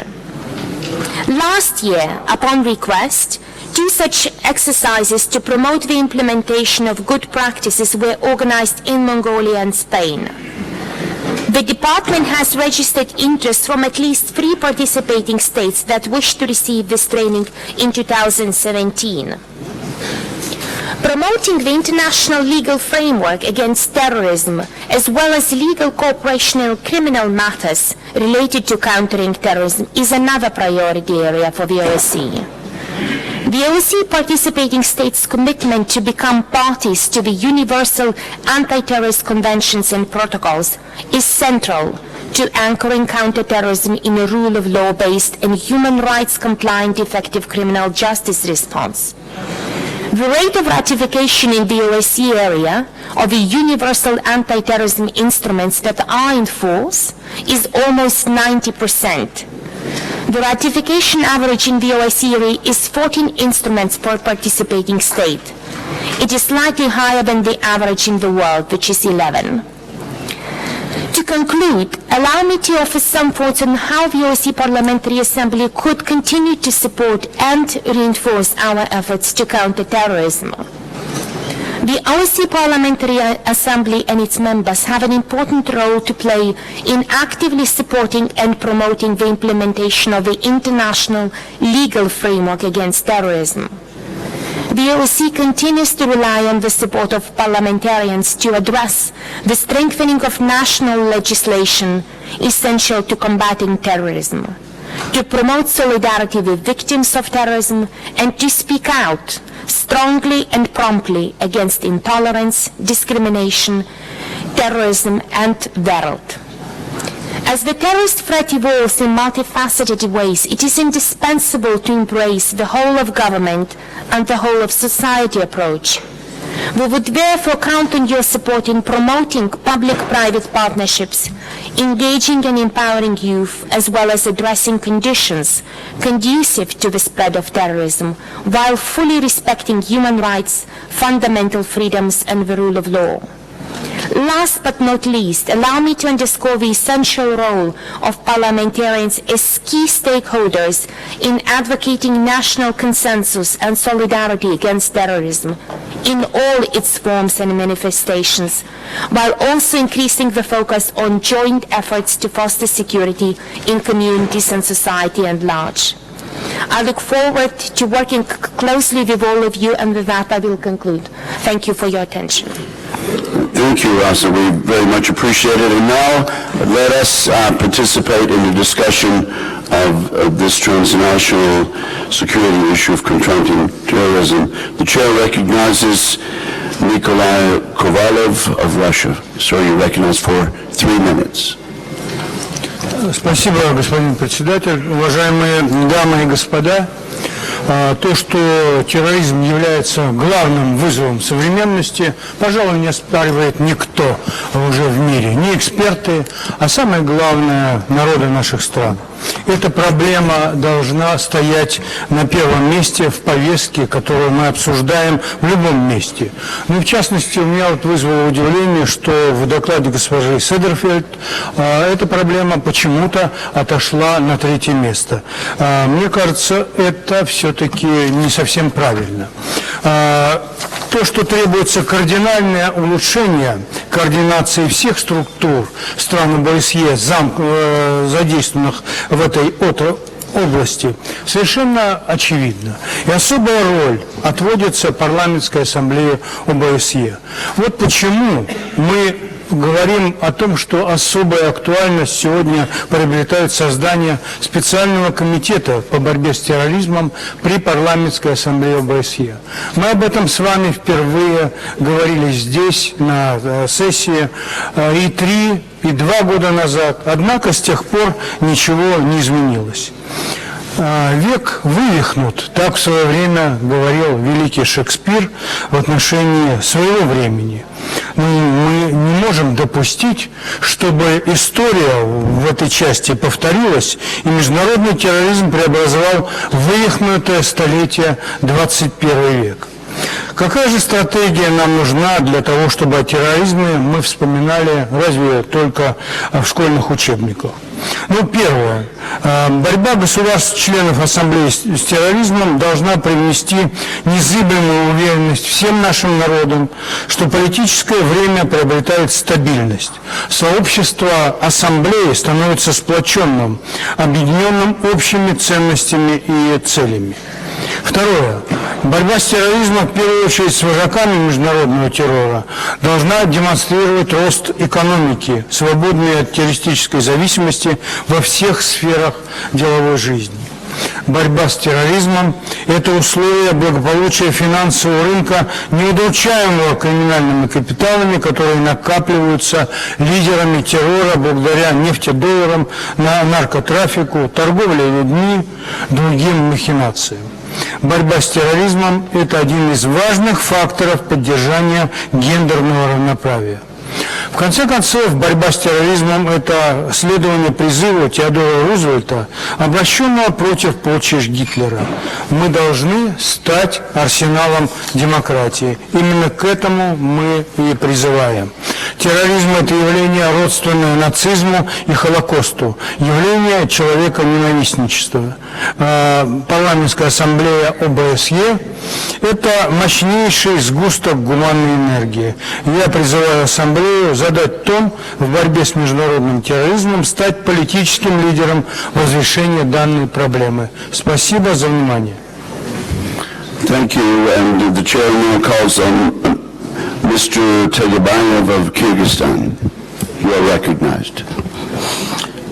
Уважаемый председатель, уважаемые коллеги, мир в ожидании больших перемен. Все люди планеты ждут изменения мирового порядка в свою пользу. потому что они уверены, что мир устроен несправедливо. Я недавно был очень удивлен, что граждане Соединенных Штатов тоже считают, что весь мир живет за их счет. В сознании масс внедрилось очень упрощенное представление об общественной жизни. Они верят в быстрые и легкие пути выхода из кризиса. В таких условиях появляются вожди. Современные средства коммуникации обеспечивают прямой контакт между такими лидерами и массами без посредства традиционных политических институтов. Им удается легко переориентировать гнев, обиды людей не только на действующие институты власти и элиты, но на целые социальные группы или страны. Манипулирование общественным мнением становится опасным глобальным вызовом.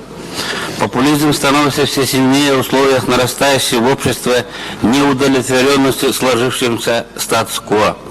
Я считаю, что воинствующий популизм в сегодняшних условиях становится опасной формой политического радикализма.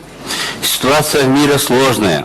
Директор Мюнхенской конференции по безопасности Вольфганг Ишингер сказал, что такого напряжения международной общественной жизни он не помнит за всю свою 40-летнюю дипломатическую карьеру. Многие уже предрекают конец гегемонии Соединенных Штатов в мире, закат Европы, а центр тяжести как экономической, так и политической жизни перемещается в Азию. Одновременно с этим по планете победным маршем шагает популизм, который всегда был. Но сейчас малые ветры популизма объединились в некий ураган, который выбирает в себя многие страны и народы. Их политики спекулируют на нерешенных проблемах, так что даже американское общество раскалывается. А один из инициаторов Евросоюза, Великобритания, выходит из Союза, и начинается большая смута. Еще сильнее смута в Турции. И все это нас окружает. Популистические идеи завоевывают мир. Профессор Принстонского университета Ян Мюллер назвал в своей недавней статье популистами Реджепа Тайипа Эрдогана в Турции, Виктора Орбана в Венгрии, Ярослава Качинского в Польше, мадам Марин Ле Пен во Франции. А в Соединенных Штатах популизм даже формально победил. Вместо того, чтобы дать отпор стремительно набирающим силу популистическим настроениям, слишком многие западные политики, похоже, утрачивают веру и не готовы встать в полный рост на защиту прав человека. Похожая тенденция наблюдается не только на Западе. Больше того, складывается впечатление, что подъем западного популизма развязал некоторым лидерам руки для эскалации попирания прав человека. Вот только некоторые примеры. Режим президента Филиппина Родриго Дутарте, премьера Индии Нарендра Моди. Но если верх возьмет право силы и воинствующая нетерпимость, мир рискует вступить в темную эпоху. Чтобы не поддаться этому, общество должно сформировать запрос на политику, которая строилась бы на правде, на тех ценностях, на которых строит уважающее право и свобода демократии. Спасибо за... Еще есть время. Ложь не становится правдой только потому, что будет... Thank you, my colleague. Our next intervention comes from Mr. Leonid Slutsky of Russia. Sir, you're recognized for 3 minutes. Большое спасибо, господин председатель. Россия рассматривает нашу организацию в качестве важного механизма строительства равной и неделимой системы безопасности и заинтересована в укреплении роли и авторитета организации. Этот подход закреплен и в обновленной редакции концепции внешней политики России от 30 ноября, подписанной президентом России Владимиром Владимировичем Путиным. На первый план в работе нашей организации в последнее время выходит совместное противодействие стремительно распространяющимся транснациональным угрозам, и в этом плане я целиком поддерживаю доклад госпожи Острowskiej. Государства Ближнего Востока и Северной Африки продолжают, к сожалению, испытывать системный многоуровневый кризис, который напрямую влияет на ситуацию с безопасностью на пространстве нашей организации, в первую очередь в Европе. Непрекращающиеся кровопролитные террористические акты, в числе последних убийств российского посла в Анкаре Андрея Геннадьевича Карлова, взрывы в Турции, в Египте, нападения в европейских городах являются наглядным свидетельством того, что террористическая угроза приобрела, к сожалению, глобальный характер.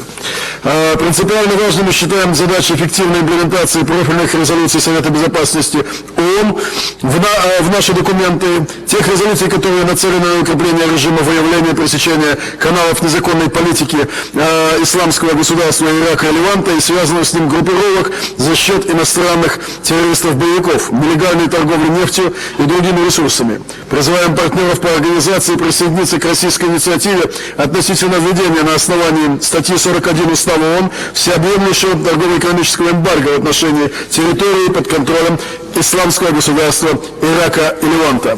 Дорогие коллеги, важно, что Совет министров иностранных дел ОБСЕ в Гамбурге прошлого года согласовал документы по антитеррористическому направлению об усилиях нашей организации в борьбе с террором и об обмене данными на авиапассажиров. Весомый вклад сюда внесла и наша Ассамблея, приняв актуальную резолюцию по борьбе с терроризмом, которую предложил Николай Дмитриевич Ковалев, о видеонаблюдении на гражданских самолетах, которая была одобрена в ходе Тбилисской сессии. В этой связи также и еще раз хочу напомнить об инициативе господина Ковалева о создании специального комитета по противодействию терроризму на базе Ассамблеи. Это предложение с каждым месяцем приобретает актуальность. Считаем обоснованным и весьма актуальным желание действующего австрийского председательства ОБСЕ приоритетное внимание уделять проблематике борьбы с феноменом радикализации. Однако эту задачу нельзя решать сугубо в контексте предупреждения международного терроризма, противодействия его идеологии и подпитки группировок новыми сторонниками. Мы понимаем, что нужно исследовать все составляющие глобального терроризма, который черпает свою силу именно от террористической экстремистской идеологии, которая повсеместно, к сожалению, продолжает распространяться. Уважаемые коллеги, эффективность нашей организации требует исправления географических перекосов в нашей деятельности. Мы, к сожалению, по-прежнему так сказать, отдаем себе отчет в том, что происходит на Украине, когда на снарядах написано «детям Донбасса». Эта деятельность абсолютно сопоставима с международным терроризмом, и мы должны решительно заявить протест подобным действиям, которые впервые и за время деятельности нашей организации происходят на пространстве Организации по безопасности и сотрудничеству в Европе. Спасибо. Thank you. Our next speaker is Mr. Mariani of France. You have the floor. Merci, Monsieur le Président. Le thème retenu par notre commission aujourd'hui est très vaste. D'une part, car il n'existe pas de définition unanimement reconnue du terrorisme. On peut toutefois s'accorder sur le fait qu'il s'agisse d'une action violente, souvent non étatique, qui s'attaque indistinctement tant aux militaires qu'aux civils. Et d'autre part, en raison de l'évolution de la nature même du terrorisme, qui est désormais dépourvue de toute attache étatique. Les organisations terroristes actuelles ont un caractère transnational sans réel rattachement à un pays. Elles agissent donc sur des territoires plus vastes, sans considération des frontières des États existants. Il faut avouer que ces organisations terroristes trouvent un terreau propice à leur implantation et à leur développement au sein d'États faillis qui ne sont plus en mesure de contrôler leurs frontières et leurs territoires. On pense notamment à la Libye, la Syrie, l'Irak ou encore l'Afghanistan. L'État failli est ainsi source d'instabilité et d'insécurité régionale. Libres de leur action dans des États démunis, ces organisations terroristes développent différentes formes de trafic, êtres humains, armes, drogues, vestiges culturels. Le terrorisme se nourrit alors de revenus de la criminalité transnationale.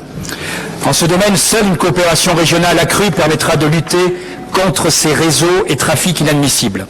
On ne peut que se féliciter de l'amélioration de la coopération bilatérale en matière de renseignement entre les partenaires européens. Toutefois, lorsqu'il s'agit de sécurité transnationale, le terrorisme n'est malheureusement pas le seul à combattre. Je souhaiterais rappeler que nous sommes confrontés à un nouvel enjeu transnational qui est la cybersécurité. Soucieuse de faire appliquer la mesure de confiance numéro 8, adoptée par l'OSCE dans le domaine de la cybersécurité, la France a engagé les États membres de l'OSCE dans un exercice sur la cybersécurité.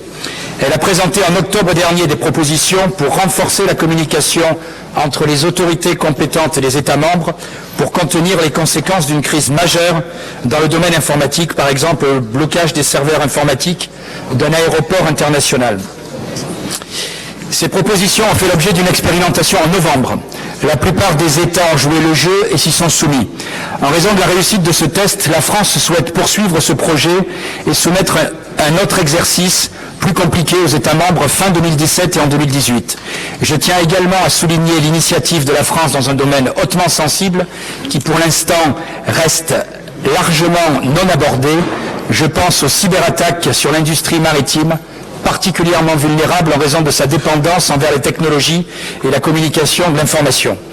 La présidence autrichienne de l'OSCE a également organisé le 15 février dernier une conférence sur la cybersécurité des infrastructures vitales pour le bon fonctionnement d'une société et de son économie.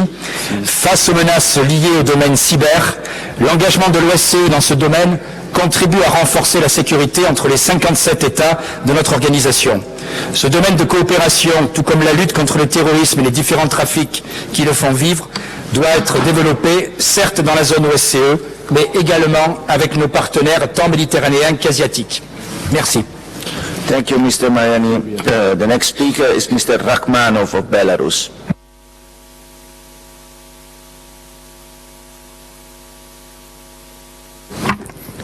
Уважаемый председатель, уважаемые коллеги, дамы и господа. Очень серьезный вопрос обсужден, и в целях экономии времени я не буду повторять базисные позиции, которые уже обозначены. Хотел бы обратить просто внимание на то, что парламентская ассамблея не стоит в стороне от усилий, и в 2014 году в Баку была принята соответствующая антитеррористическая резолюция, и, как уже сказано было, в Тбилиси по инициативе российских коллег декларация о необходимости оборудования гражданских пассажирских воздушных судов дополнительными техническими средствами. Из всей дискуссии, которая прозвучала, возникает такая мысль, что, наверное, все-таки предпринимаемых усилий в рамках парламентского измерения ОБСЕ не вполне достаточно. Возможно, нам следует подумать над принятием комплексного документа, который бы четко фиксировал роль, цели, задачи парламентской ассамблеи на антитеррористическом направлении. Здесь же возможны и дополнительные меры. Если мы будем ставить вопрос о таком документе, который надо готовить, то надо в первую очередь усилить его аналитическую составляющую и практическую направленность с учетом тех ошибок, которые были допущены ранее. Упор следовало бы сделать на реальное объединение усилий мирового сообщества в борьбе с терроризмом в его разных формах. Пока еще мир остается достаточно разобщенным в этой сфере. Сила и роль парламентариев в такой авторитетной структуре, как парламентская ассамблея ОБСЕ, и за ее пределами в том, чтобы за счет инициативного и эффективного взаимодействия с исполнительной властью, с общественностью, с экспертным сообществом способствовать координации действий и избегать неосторожных шагов, которые используются в том числе в идеологическом сопровождении терроризма. Это будет способствовать интеллектуализации общества и повышению уровня безопасности. Это именно то, чего ждут от нас граждане наших государств. Спасибо. Thank you, Mr. Rakhmanov. The next speaker is Mr. Richard Hudson of the United States, and after him will speak Mr. Tsabarov of Russia. I thank the chair, and I'm pleased to report to my colleagues here assembled that just yesterday the United States delegation hosted a very important and productive dialogue with the OSCE Russian delegation. While we may have had some spirited discussions on our differences, we did all agree on the importance of combating terrorism. In our discussions today, I think it's critical to recall why we hold each other to account. In 1991, as a body meeting in Moscow, we all agreed that matters of human rights, the rule of law, are directly relevant to a comprehensive and durable security. And in 2010, we reaffirmed this in Astana. When my delegation notes, for example, that the Russian Federation is violating all 10 of the principles of what we call the Helsinki Decalogue, we do so not with animosity, but with respect. We hold each other accountable because our expectations are high. Our criticism comes from a belief that the standard is higher among friends. We can all do better, and in the year ahead, I hope we will. I'd like to thank our speakers today, especially Ms. Ostrakate, and I just want to assure you that we agree that we must be strong and unified in our efforts to combat terrorism. I'm the former chairman of the Transportation Security Committee in the United States Congress, and I've worked on this issue of combating terrorism. violent extremism and terrorism, including the name of religion, are real threats that must be countered and the related crimes prosecuted. However, religious affiliation itself is never a legitimate justification for criminal charges or detention and imprisonment. The principles in the Helsinki Final Act, to which every participating state has committed itself, are clear. Participating states will recognize and respect the freedom of the individual to profess and practice alone or in community with others, religion or belief acting in accordance with the dictates of his own conscience. Fundamental rights and freedoms, including religious freedom, are the concern of all participating states. There's a troubling trend of several participating states treating entire religious groups and all their individual members as threats to national security. These participating states misuse their laws regarding extremism and or terrorism to persecute entire religious groups, or create laws regarding extremism and or terrorism and then use them to prosecute entire religious groups. Our target members of religious groups on other pretexts, for example, by framing them for crimes like drug possession. On July 7, 2016, President Putin signed into law a package of anti-terrorism measures the Russian State Duma passed in late June. The new law to amend the 1997 Russian religious law by redefining missionary activities as religious practices that take place outside of state-sanctioned sites. The new law thus would ban preaching, praying, proselytizing, and disseminating religious material outside of these officially designated sites, and authorizes fines of up to $15,000 for these activities. And also foreign missionaries are required to register. Again, I would just conclude by saying the United States, as it was noted, we do have our differences, but we all stand steadfast in the principles of the Helsinki Final Act, and we are committed to working with this body to combat terrorism and at the same time promote human rights. I thank the chair. Thank you, Mr. Hudson. The next speaker is Mr. Zavarov of Russia, and then after him, Mr. Kafkalia. Mr. Zavarov, you have the floor. Спасибо. Уважаемые коллеги, сегодня необходимо максимально задействовать возможности парламентской дипломатии для борьбы с международным терроризмом. Сейчас в активной стадии находится подготовка совместной конференции Парламентской ассамблеи ОБСЕ и Межпарламентской ассамблеи СНГ по борьбе с терроризмом, намеченной на 28 марта в Санкт-Петербурге. Рассчитываем на содержательную дискуссию и представительное участие членов Парламентской ассамблеи ОБСЕ. Происходящее сегодня в мире в очередной раз подтверждает необходимость объединения усилий международного сообщества для формирования широкого антитеррористического фронта, к чему президент России Владимир Путин призвал с трибуны Генеральной Ассамблеи ООН еще в сентябре 2015 года. Российские парламентарии привержены долгосрочному и надежному сирийскому урегулированию. Настало время всерьез заняться Конституцией Сирийской Республики. Сирийский народ должен видеть перспективы движения к миру, условия для такой работы созданы. Вы видите, насколько ответственно российская сторона подходила к своей посреднической роли в этом урегулировании. Установлен режим прекращения огня. Прекращено братоубийственное кровопролитие. Рассчитываем, что стороны сирийского конфликта в ходе проходящих сейчас в Женеве переговоров на практике подтвердят безальтернативность политического урегулирования Сирии и докажут свою готовность не на словах, а на деле к нему прийти. Рассматриваем комплекс мер по выполнению Минских соглашений от 12 февраля 2015 года в качестве безальтернативной основы урегулирования внутриукраинского кризиса. Приверженность его положений вновь была подтверждена 19 октября 2016 года лидерами России, ФРГ, Франции и Украины по итогам саммита Нормандской четверки в Берлине. При этом была подчеркнута необходимость строгого соблюдения достигнутых договоренностей во всей их совокупности и последовательности. К сожалению, несмотря на предпринимаемые российской стороной в рамках контактной группы усилий по вине режима Порошенко, серьезного прогресса в плане реализации Минских соглашений добиться не удалось. Надеемся, что несмотря на существенные разногласия России и Соединенных Штатов Америки, мы останемся естественными партнерами в сфере антитеррора. Развитие и укрепление такого партнерства отвечает обоюдным интересам наших стран. Рассчитываем, что у нас сложится более плодотворный диалог на этом направлении. И все же потребуется немалые усилия, чтобы наладить встречные движения в русле укрепления международной антитеррористической солидарности и отказа от политизации в борьбе с глобальным терроризмом. Спасибо.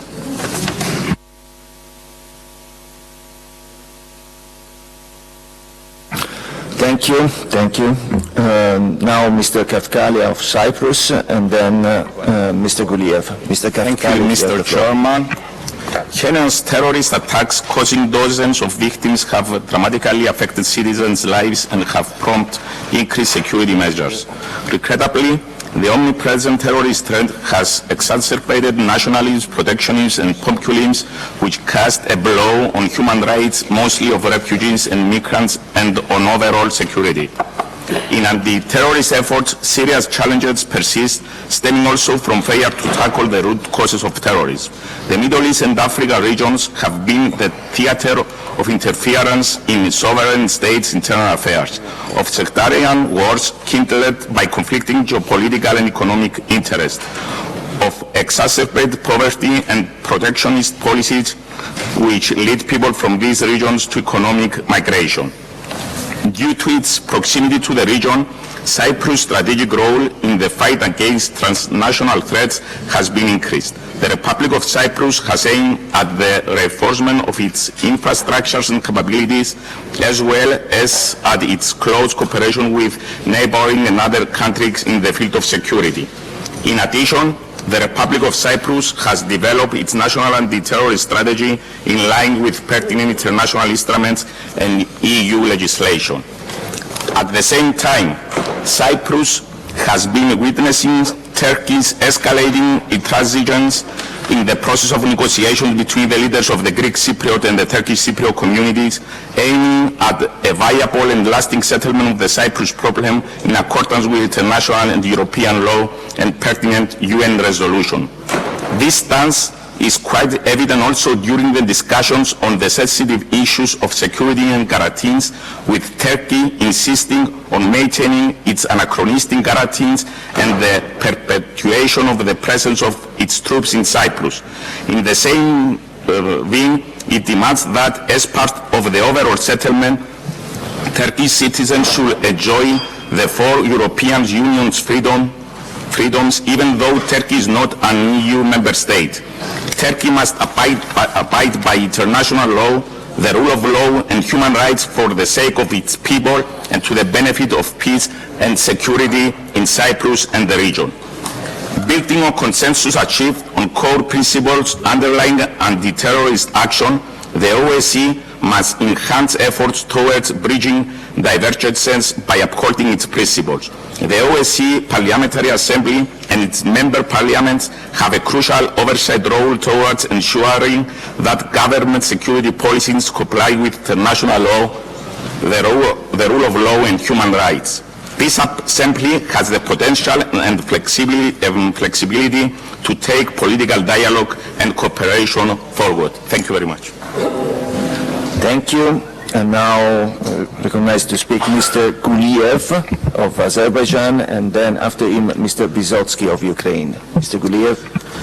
Thank you, Mr. Chair, dear colleagues, ladies and gentlemen. I want to appreciate that our committee is decided to discuss such important topic, terrorism, confronting terrorism, which is major threat to our security and stability.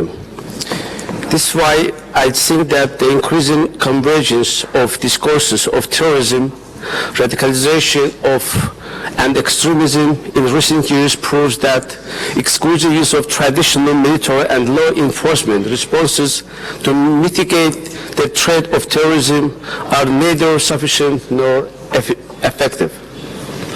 Possible drivers of terrorist radicalization are varied and complex. Any measures to counter and prevent this problem require a sophisticated and comprehensive approach.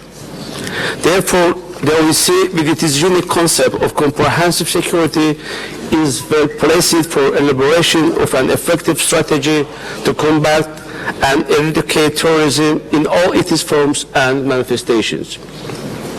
In these efforts, conditions that are conducive to terrorism must be identified and addressed. Poor educational and economic records, accompanied with the hate speech and discrimination against people, in particular youth from different ethnic and religious backgrounds, are among the main triggers of radicalization and extremism. Bringing this in mind, we must continue to foster discussions on these topics by attaching primary importance to the promotion of education and inclusive societies, as well as enhancing intercultural dialogue, religious tolerance, and understanding among peoples. In today's increasingly diverse societies, peaceful coexistence of people of differing religious backgrounds is the only viable way to effectively confront terrorism and radicalization. In this context, we should strive to promote not mono-ethnic society based on ethnic discrimination or ethnic cleansing. Parliamentary assemblies large potential for promotion of intercultural and interreligious dialogue and fostering cooperation to enhance tolerance, pluralism, and mutual respect should be fully utilized. The Assembly should streamline its ongoing efforts with regard to promotion of intercultural dialogue. We need to deal with this issue in a more systematic manner. Thank you for your attention. Thank you. Our next speaker is Mr. Wysotsky, and after him, Mr. Krusny of Belgium. Mr. Wysotsky, Thank you are you. recognized to Thank speak. you, Mr. Chairman. First of all, I would like to comment our member of delegation, Mr. Shufrich. He is the member of the pro-Russian opposition in the parliament. Nevertheless, he sits now as a member of the parliament. He freely expresses his views. We could not, as a delegation, encourage him, but it's a democratic state of Ukraine, and we allow another point of view to be presented in our parliament, in our media, and on this noble and humble gatherings as a OSCE. While in Russia, the pro-Ukrainian opposition sits in jail, our pro-Russia opposition sits in parliament, so it's a great evidence of how we build our democracy. Second of all, we heard from some of our colleagues a big criticism for the chairmanship of the first committee. I would like to state the two resolutions, Helsinki 2015 resolution and the Tbilisi 2016. In Helsinki, we agreed that the OSCE deeply deploring Russia aggression against Ukraine, including its illegal annexation and occupation of Crimea, and illegal Russian-backed armed groups. In Tbilisi 2016, we recognized that the duration of the political and economical sanctions imposed against Russian Federation for its illegal annexation of Crimea and armed intervention in certain areas of the Donetsk and Lugansk regions. So it's frustrating for us to hear that some of the member states and some of the MPs criticizes the chairmanship of the first committee and Mrs. Segerfeld for follow up the principles of the Helsinki Final Act and our adopted OSCE documents. So it's our documents, it's our OSCE position, and it's natural that the chairmanship of the first committee follows up on this. On the third point, we all knew that the SMM OSCE is in high importance in Ukraine. We all appreciate the work that the SMM does in Ukraine, but we see the significant restriction of the SMM freedom of movement in the occupied areas of Donbass. So we consider as Ukraine that utmost importance of strengthening the SMM's monitoring capabilities by moving swiftly in acquiring necessary technical equipment, including the long-range UAVs, cameras, special night vision. We see that the SMM OSCE is now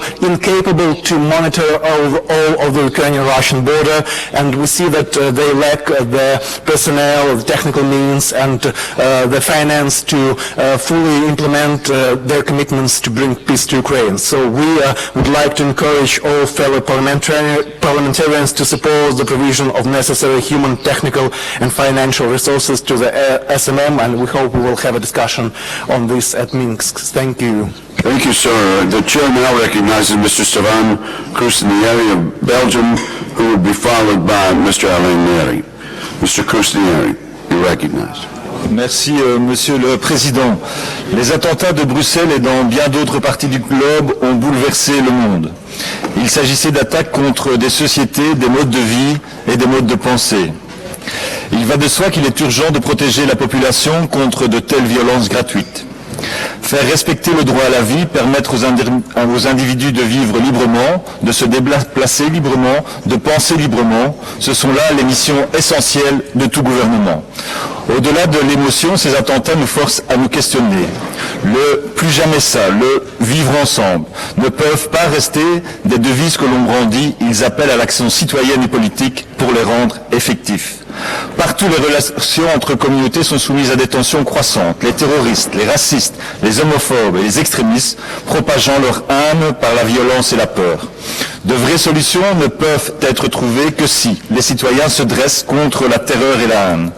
Sur la base de nos valeurs d'égalité, de liberté, de démocratie, de respect et de tolérance, nous devons retrouver un sentiment de cohésion.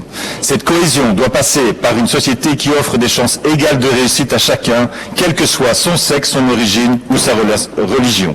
Le terrorisme menace notre sécurité et sème la mort et le chaos.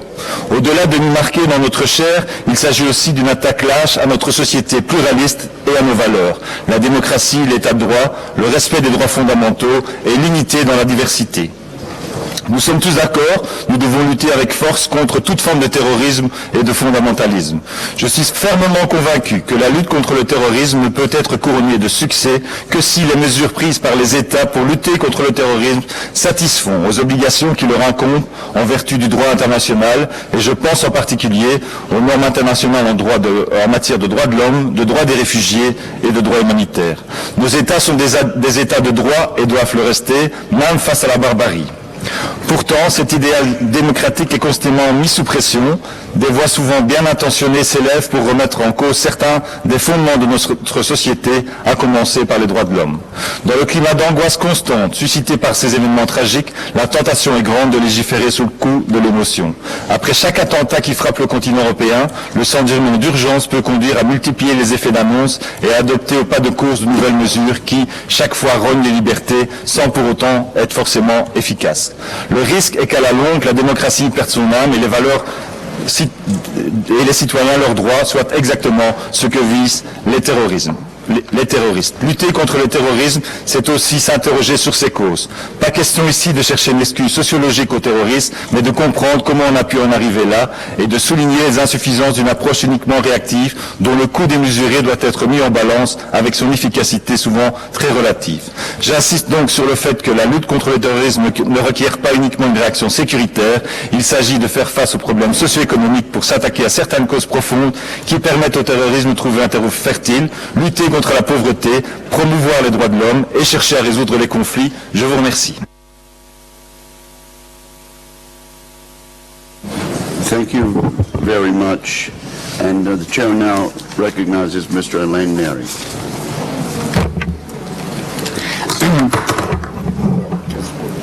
Oui, Monsieur le Président, merci. Monsieur le Président, chers collègues, le terrorisme est notre ennemi. Nous devons le combattre partout, sans faiblesse, sans état d'âme et dans l'unité et le respect des droits fondamentaux. Le terrorisme se nourrit de l'obscurantisme et du fanatisme. C'est la barbarie.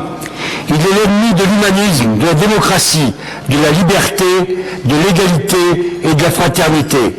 En un mot, le terrorisme est l'ennemi des valeurs, qui sont les valeurs pour lesquelles nous nous mobilisons à l'OSCE pour assurer la sécurité et la paix de nos peuples. Entre 1990 et aujourd'hui, le terrorisme de Daesh a fait plus de 33 000 morts et un grand nombre de blessés et de traumatisés marqués à vie dans leur chair et dans leur esprit. Ce terrorisme islamiste a mobilisé contre lui 130 000 militaires de tous les pays et 3,7 trillions de dollars ont été dépensés par les gouvernements en lutte contre cette barbarie, argent qui aurait pu être utilisé bien mieux pour le développement et la modernisation de certains pays qui sont en proie à des grandes difficultés. La France, pour sa part, dépense chaque année 1,2 milliard d'euros dans cette lutte. Chaque année, nous renforçons les effectifs de la défense. Nous allons bientôt atteindre des dépenses annuelles de 1,8 milliard d'euros et nous sommes en marche vers les 2 milliards. Naturellement, certains nous diront que c'est peu par rapport aux États-Unis, qui dépensent près de 95 milliards de dollars pour lutter contre ce terrorisme islamiste. Mais ces chiffres m'inspirent 3 réflexions. Premièrement, il faut ajouter aux 1,8 milliard le coût des opérations extérieures sur le continent africain. Et pour cela, il faut prendre en compte l'opération Harmattan en Libye, l'opération Serval Barkhane au Mali, qui nous a coûté elle seule 563 millions en 2015. N'oublions pas non plus l'opération Chamal en Irak et en Syrie. Ce coût est très lourd pour la France en argent, certes, mais surtout, il ne faut pas oublier le prix du sang payé par la France avec 219 de ses enfants morts en opération extérieure pour la défense des libertés pour tous les peuples. Deuxièmement, c'est parce que nous mettons des moyens importants dans cette lutte que la France est particulièrement visée par les attentats. Sur notre territoire, personne n'a oublié les attentats contre Charlie Hebdo à Paris, le Bataclan, le Stade de France, les attentats de Nice, les attentats de Saint-Étienne-du-Louvray.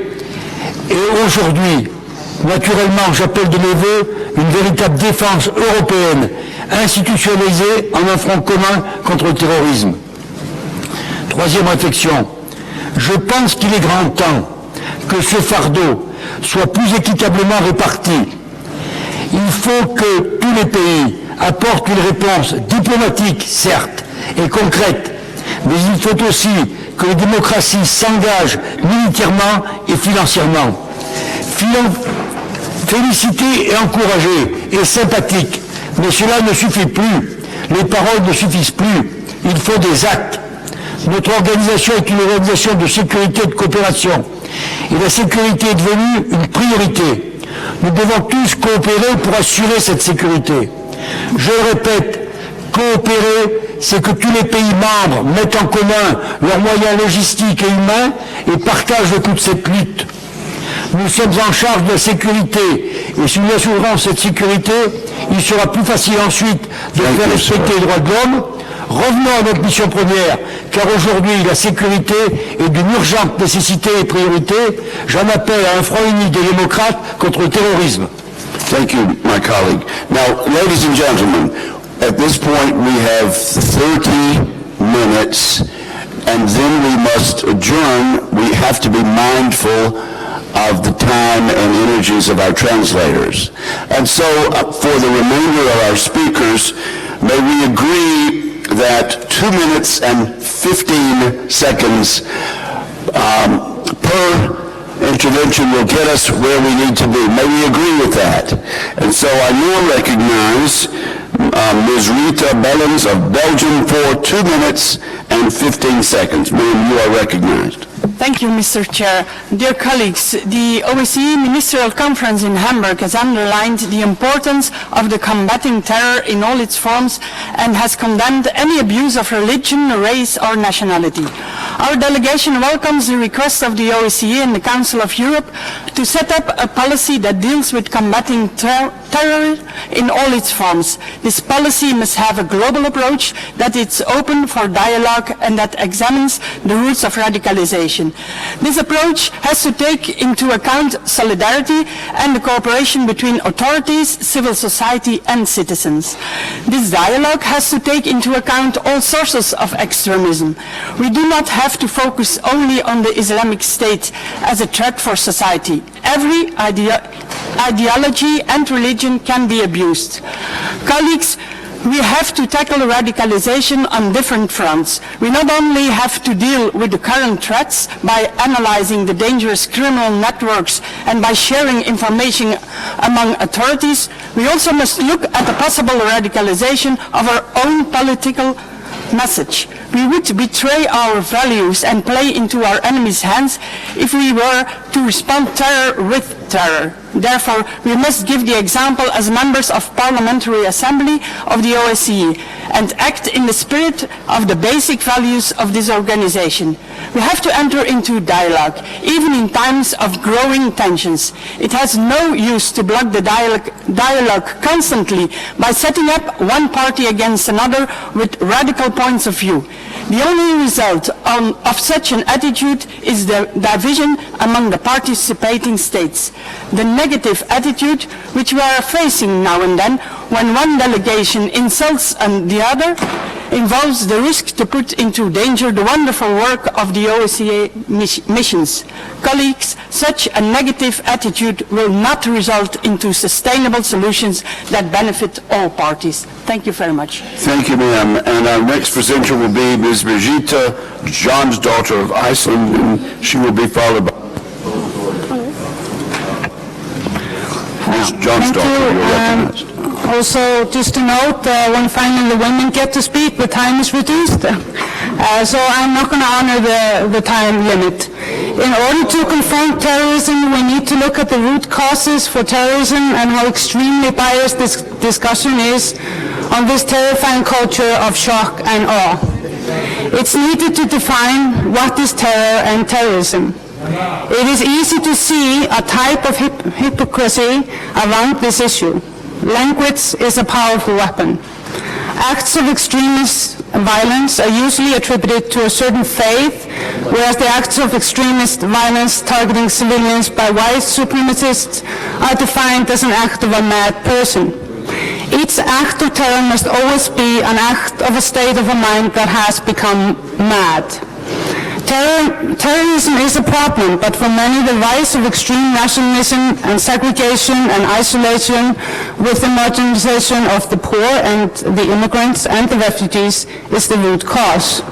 We have to look deep and hard at where we are heading, and perhaps the possibility to inspire people to do horrific acts rises from much deeper reasons than the tools of religion.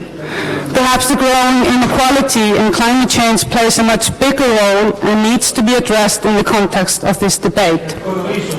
Many people are terrified of looming terror of nuclear weapons escalation in the new Cold War. Just yesterday, President Trump made the following statement on nuclear forces. If countries are going to have nukes, we're going to be at the top of the pack. The doomsday clock is now at 2.5 minutes to midnight and has not been this close to midnight since 1953. Let us not forget the sense of terror felt within communities of vulnerable minorities that are under increased attack and elimination of basic human rights in many OSCE countries. Extremism is increasingly the norm, and it has been a long time since the art of diplomacy has been as critical in order to find the common middle ground amid the growing tensions. We must use the platform of OSCE PA and of course the OSCE to make the middle ground of peace and neutrality as the common ground, or indeed we're heading into dark days and nights. Thank you very much. Thank you, and now the chair recognizes Mr. Tolstoy. Уважаемые дамы и господа, российская делегация с большим удовлетворением начала свою работу в новом составе, в составе ОБСЕ. Мы готовы работать со всеми делегациями, со всеми нашими коллегами и открыто и честно обсуждать любые проблемы. Доказательством этому стала и наша вчерашняя встреча с американскими коллегами. Есть ощущение, что сегодня мы находимся перед выбором. Либо пытаться часто бездоказательно обвинять во всем Россию, как это было во времена Холодной войны, говорить об аннексии, российской агрессии, как это прозвучало в сегодняшнем докладе госпожи Сегерфельд. А можно и нужно, на наш взгляд, наконец осознать главную угрозу нашим ценностям и нашей цивилизации.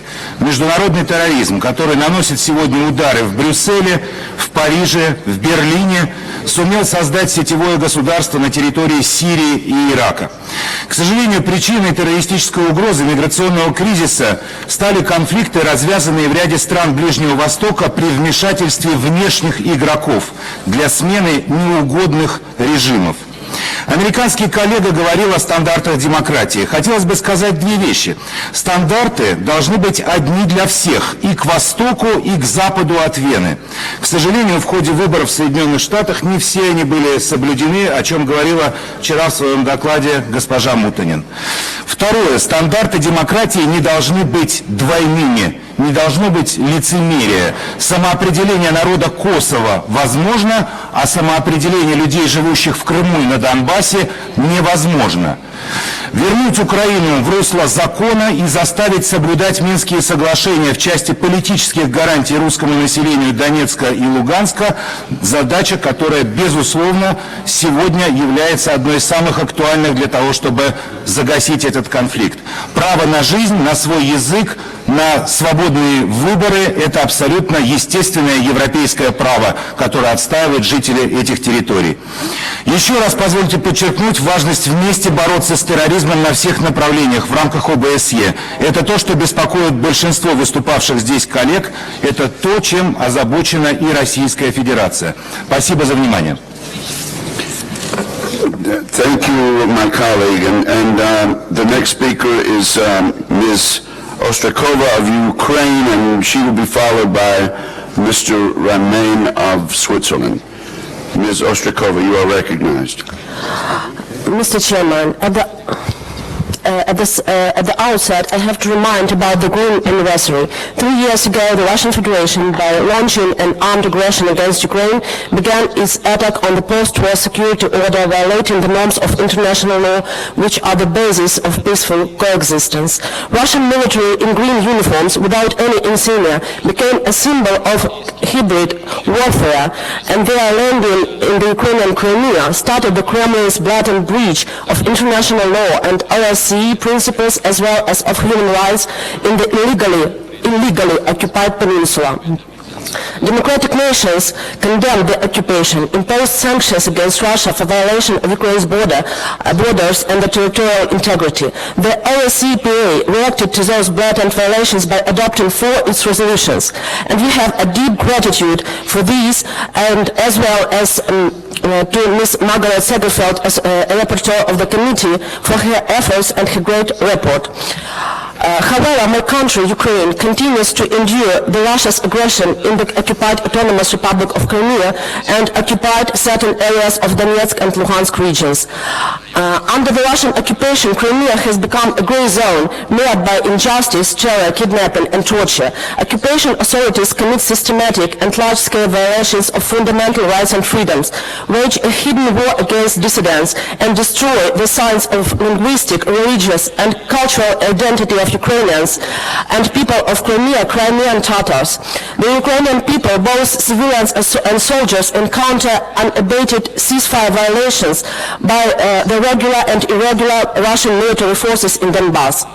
Ukrainian military positions and residential areas remain under attack of heavy weapons that must have been withdrawn by Russia-controlled terrorists under the Minsk agreements.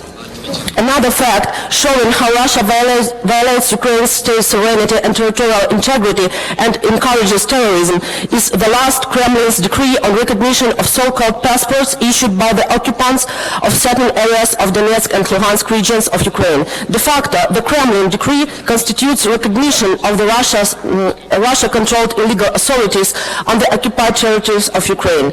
We call on our international partners and OSCE to step up pressure on Russia so that it returns to the international legal framework. Distinguished colleagues, we urge the Russian Federation as an occupying state to halt repressions and all human rights violations on the peninsula and to allow free and unconditional access for permanent international monitoring.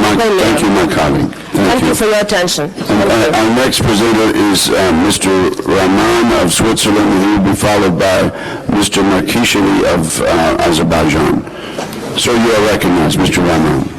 Ja, Herr Vorsitzender, geschätzte Kolleginnen und Kollegen, ich bin sehr froh, dass auch an dieser parlamentarischen Winterkonferenz der Bekämpfung des internationalen Terrorismus oberste Priorität eingeräumt worden ist. Ja, ich betrachte es als das wichtigste Geschäft dieser OSZE-Tagung überhaupt.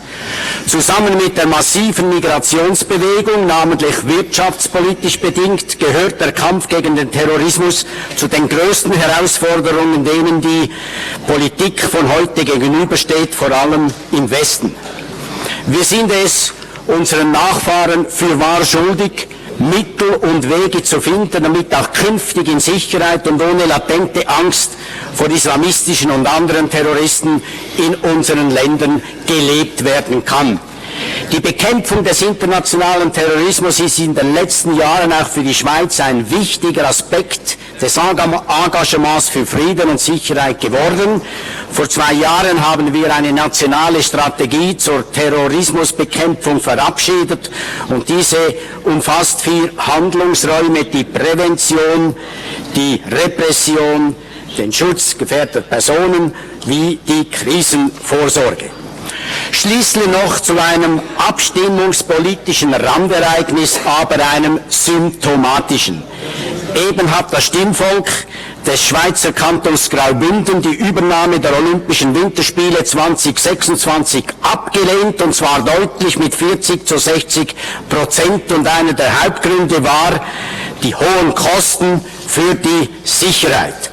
Auch ein relativ reiches Land wie die Schweiz ist nicht mehr willens, Großveranstaltungen durchzuführen, die mit massiven Kosten zulasten der Steuerzahler für die Sicherheit verbunden sind. Das ist zu bedauern, aber durchaus verständlich. Klar, sportliche Großveranstaltungen sind Nebensächlichkeiten. Aber wir in der Schweiz wollen in aller Freiheit Ja oder Nein sagen, auch zu solchen Nebensächlichkeiten. Und zwar ohne Nötigung durch islamistischen oder anderen internationalen Terrorismus.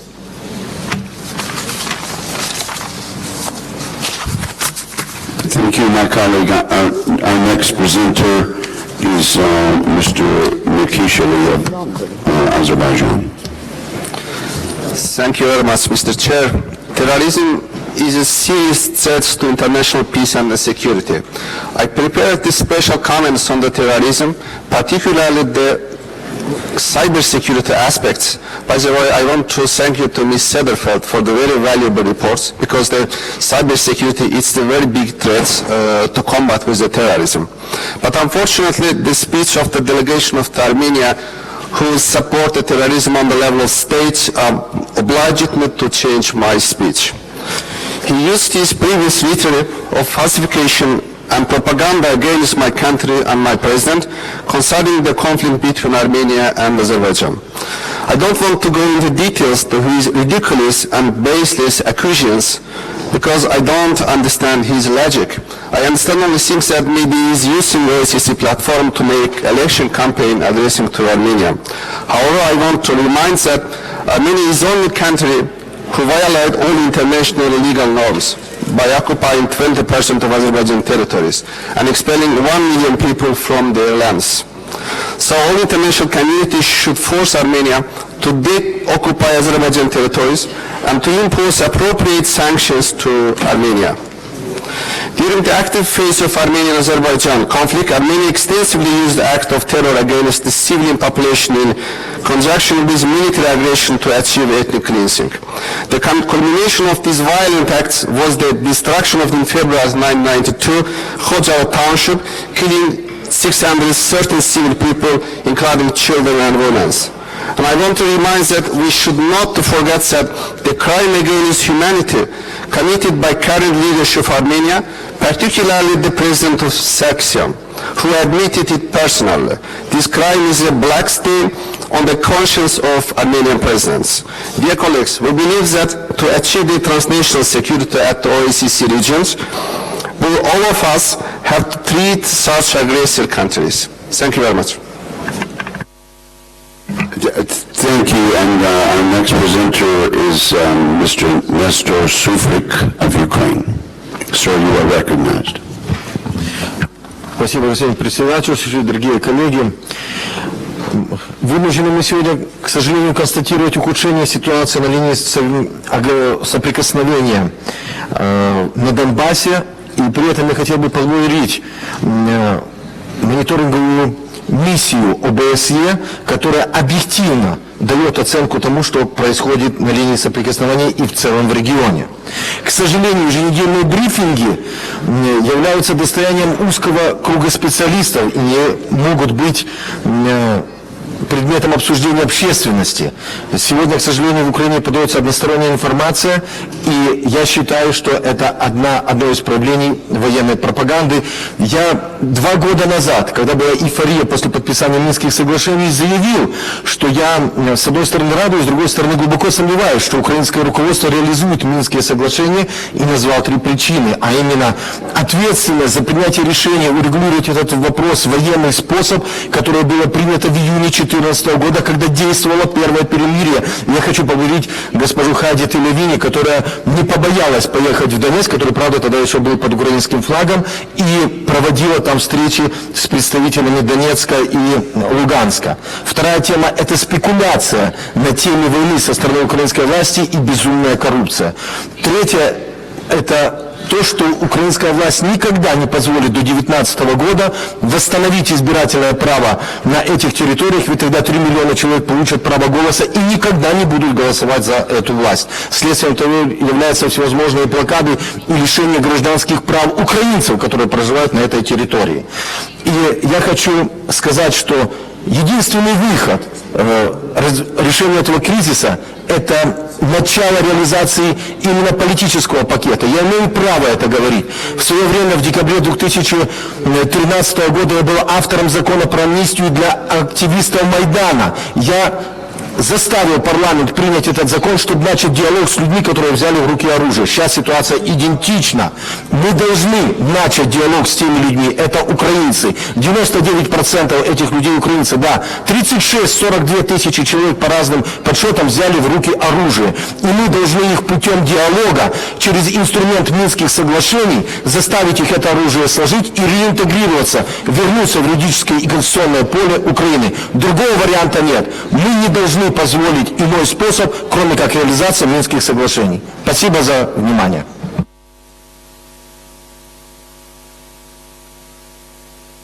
Thank you very much. And our next speaker is Mr. Gagamayan of Armenia. Уважаемый господин председатель, уважаемые коллеги, борьба с терроризмом будет эффективной лишь в одном случае, если каждый случай проявления терроризма будет широко осужден международным сообществом, а зачинщики террористов понесут уголовное наказание в Международном военном трибунале в Гааге.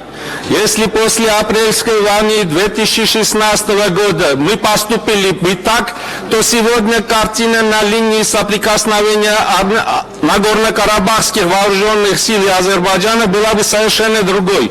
Ежедневно поступает информация о расстреле снайперами Азербайджана воинов, несущих мирное патрулирование вдоль линии соприкосновения. И это в том случае, когда международное сообщество в лице сопредседателя Минской группы ОБСЕ неоднократно призывало усилить мониторинговую миссию вдоль линии соприкосновения, чтобы выявлять зачинщиков террора и чтобы они понесли бы соответствующее наказание.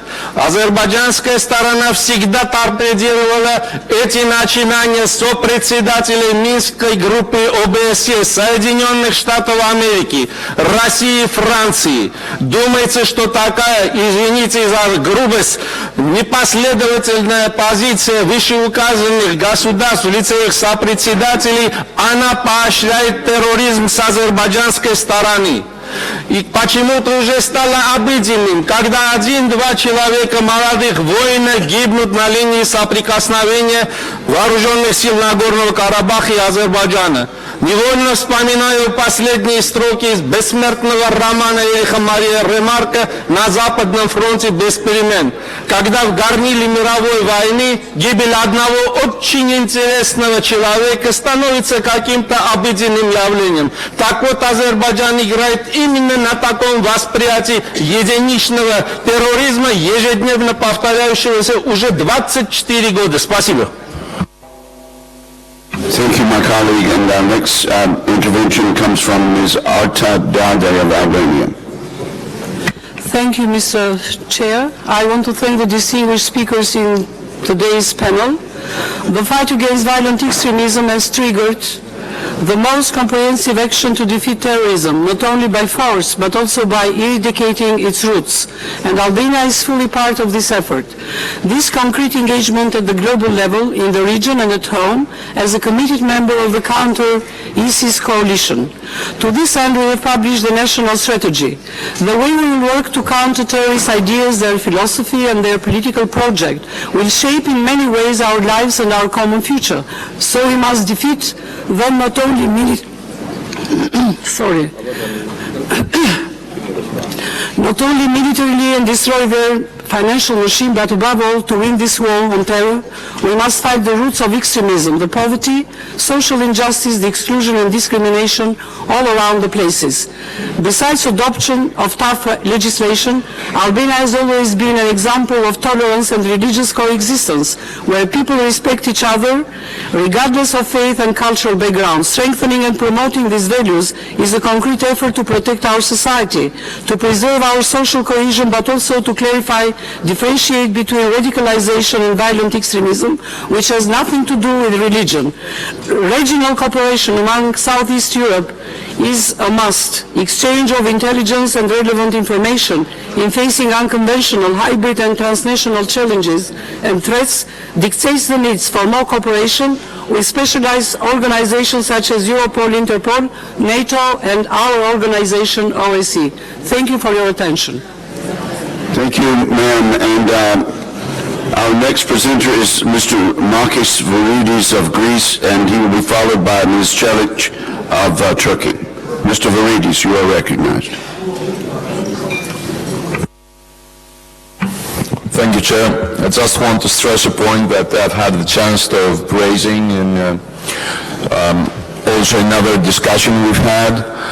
And the fact is that the international community seems quite weak in facing this huge threat that we're dealing with, especially in dealing with ISIS and all the type of terrorism that this goes with that.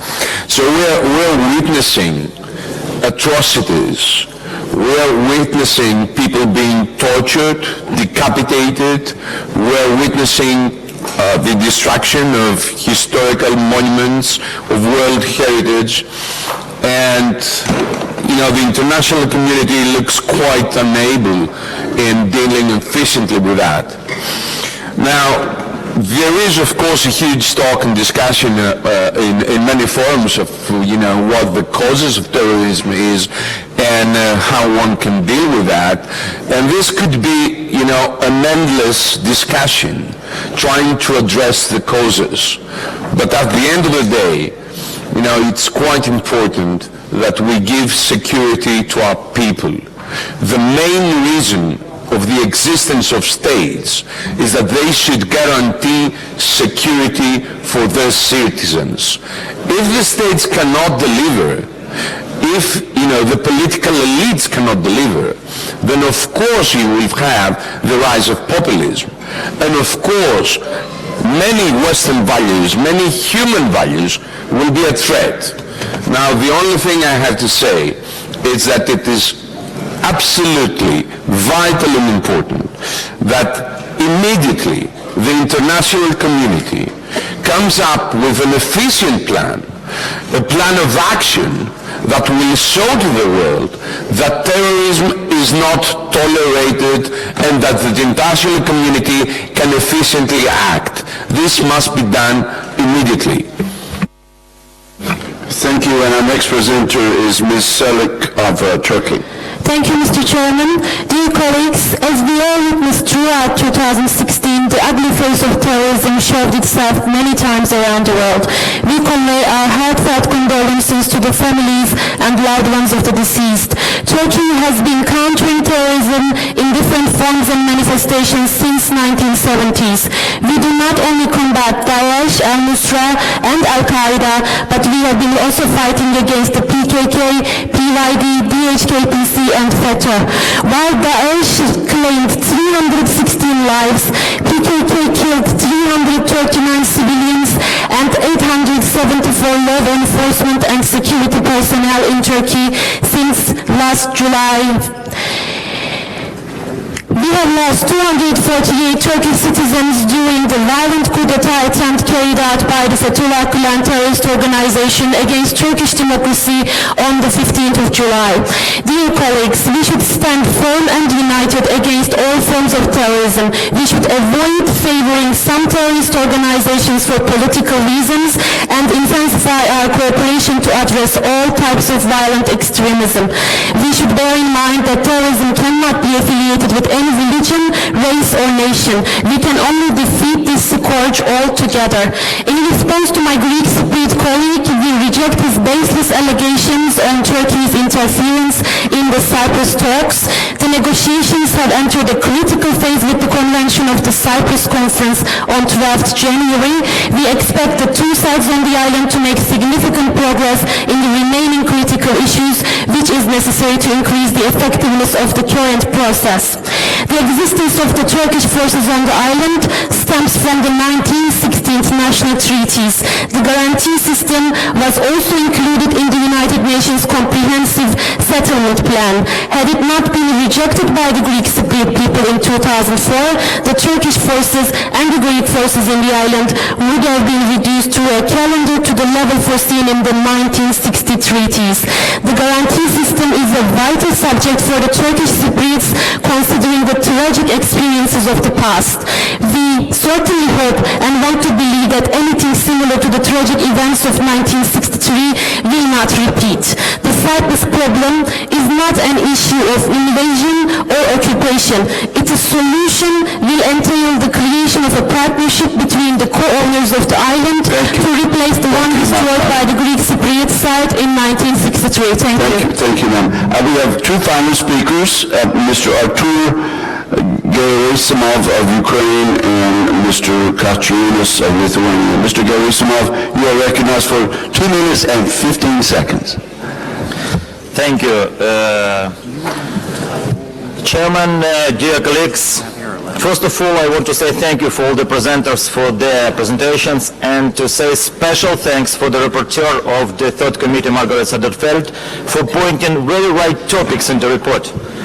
As for me, topics about terrorism and Russian aggression are two parts of one story, because now we have in the OSCE region extremely dangerous threat. Terrorism goes to the state level. And as for the Russian aggression, let me remind you about numerous facts which were not mentioned by our colleague Nestor Shufrich. Regular Russian army officers and soldiers were captured on the territory of Ukraine. It's proved. Exclusive Russian weapons like Buratino and others were mentioned on the occupied territory of Ukraine by SMM OSCE. Let me remind you that missile system Buk, which was used against MH17, arrived from Russia and left to Russia. Every day, tons of ammunition and weapons flowing through the non-controlled part of the Russian-Ukrainian border. And let me put your attention that closing of the border is one of the key points for stopping the aggression, for stopping the war. It will be good to stress additional attention on this topic in the report of the committee. Thank you very much for your attention. Thank you very much. And now the chair recognizes Mr. Kachiunas of Lithuania. Thank you, Mr. Chairman. First of all, I would like to praise Madam Margareta Sederfeld for important ideas in her report. Also, I want to address what has been earlier said by a member of Russian delegation. Russia is used to employ the term of fascism, especially referring to their neighbors. Independent Ukraine, independent Georgia, independent Baltic states is not a fascism. It is a self-determination, decision by free nations to live independently in freedom and peace. We know very well that Russia does not like independent neighbors, but get used to it. I will say even more. Russian aggression consolidated the Ukrainian nation. When Russia started its aggression in Ukraine, they thought that there are only 5 to 7 million Ukrainians in Western Ukraine who maybe will stand against the intervention. But it was a shock to Kremlin when Russian-speaking Ukrainians in Eastern Ukraine started to defend their own country. And finally, a few points what OSCE can do in Ukraine in the near future. First, police mission in Eastern Ukraine. Second, as we do not have any international presence in Crimea yet, we need to establish monitoring mission in Crimea to monitor the violations of human rights. And third, appointment of a representative on freedom of the media as the mandate of the current representative expires on March 10. Thank you. Thank you, and thank you all. I want to thank our speakers. I would like to thank every member who participated in the debate, and I literally salute our interpreters for their hard work. Many thanks also. As a matter of fact, let's show our appreciation to the Parliamentary Assembly Secretariat and all the staff for their hard work. The plenary session will start at 1:30 p.m. this afternoon in this room. The special debate on human rights will be the first item on the agenda. There being no further business, the committee is adjourned and will meet in Minsk on July 6, 2017. I look forward to seeing you there. Thank you all.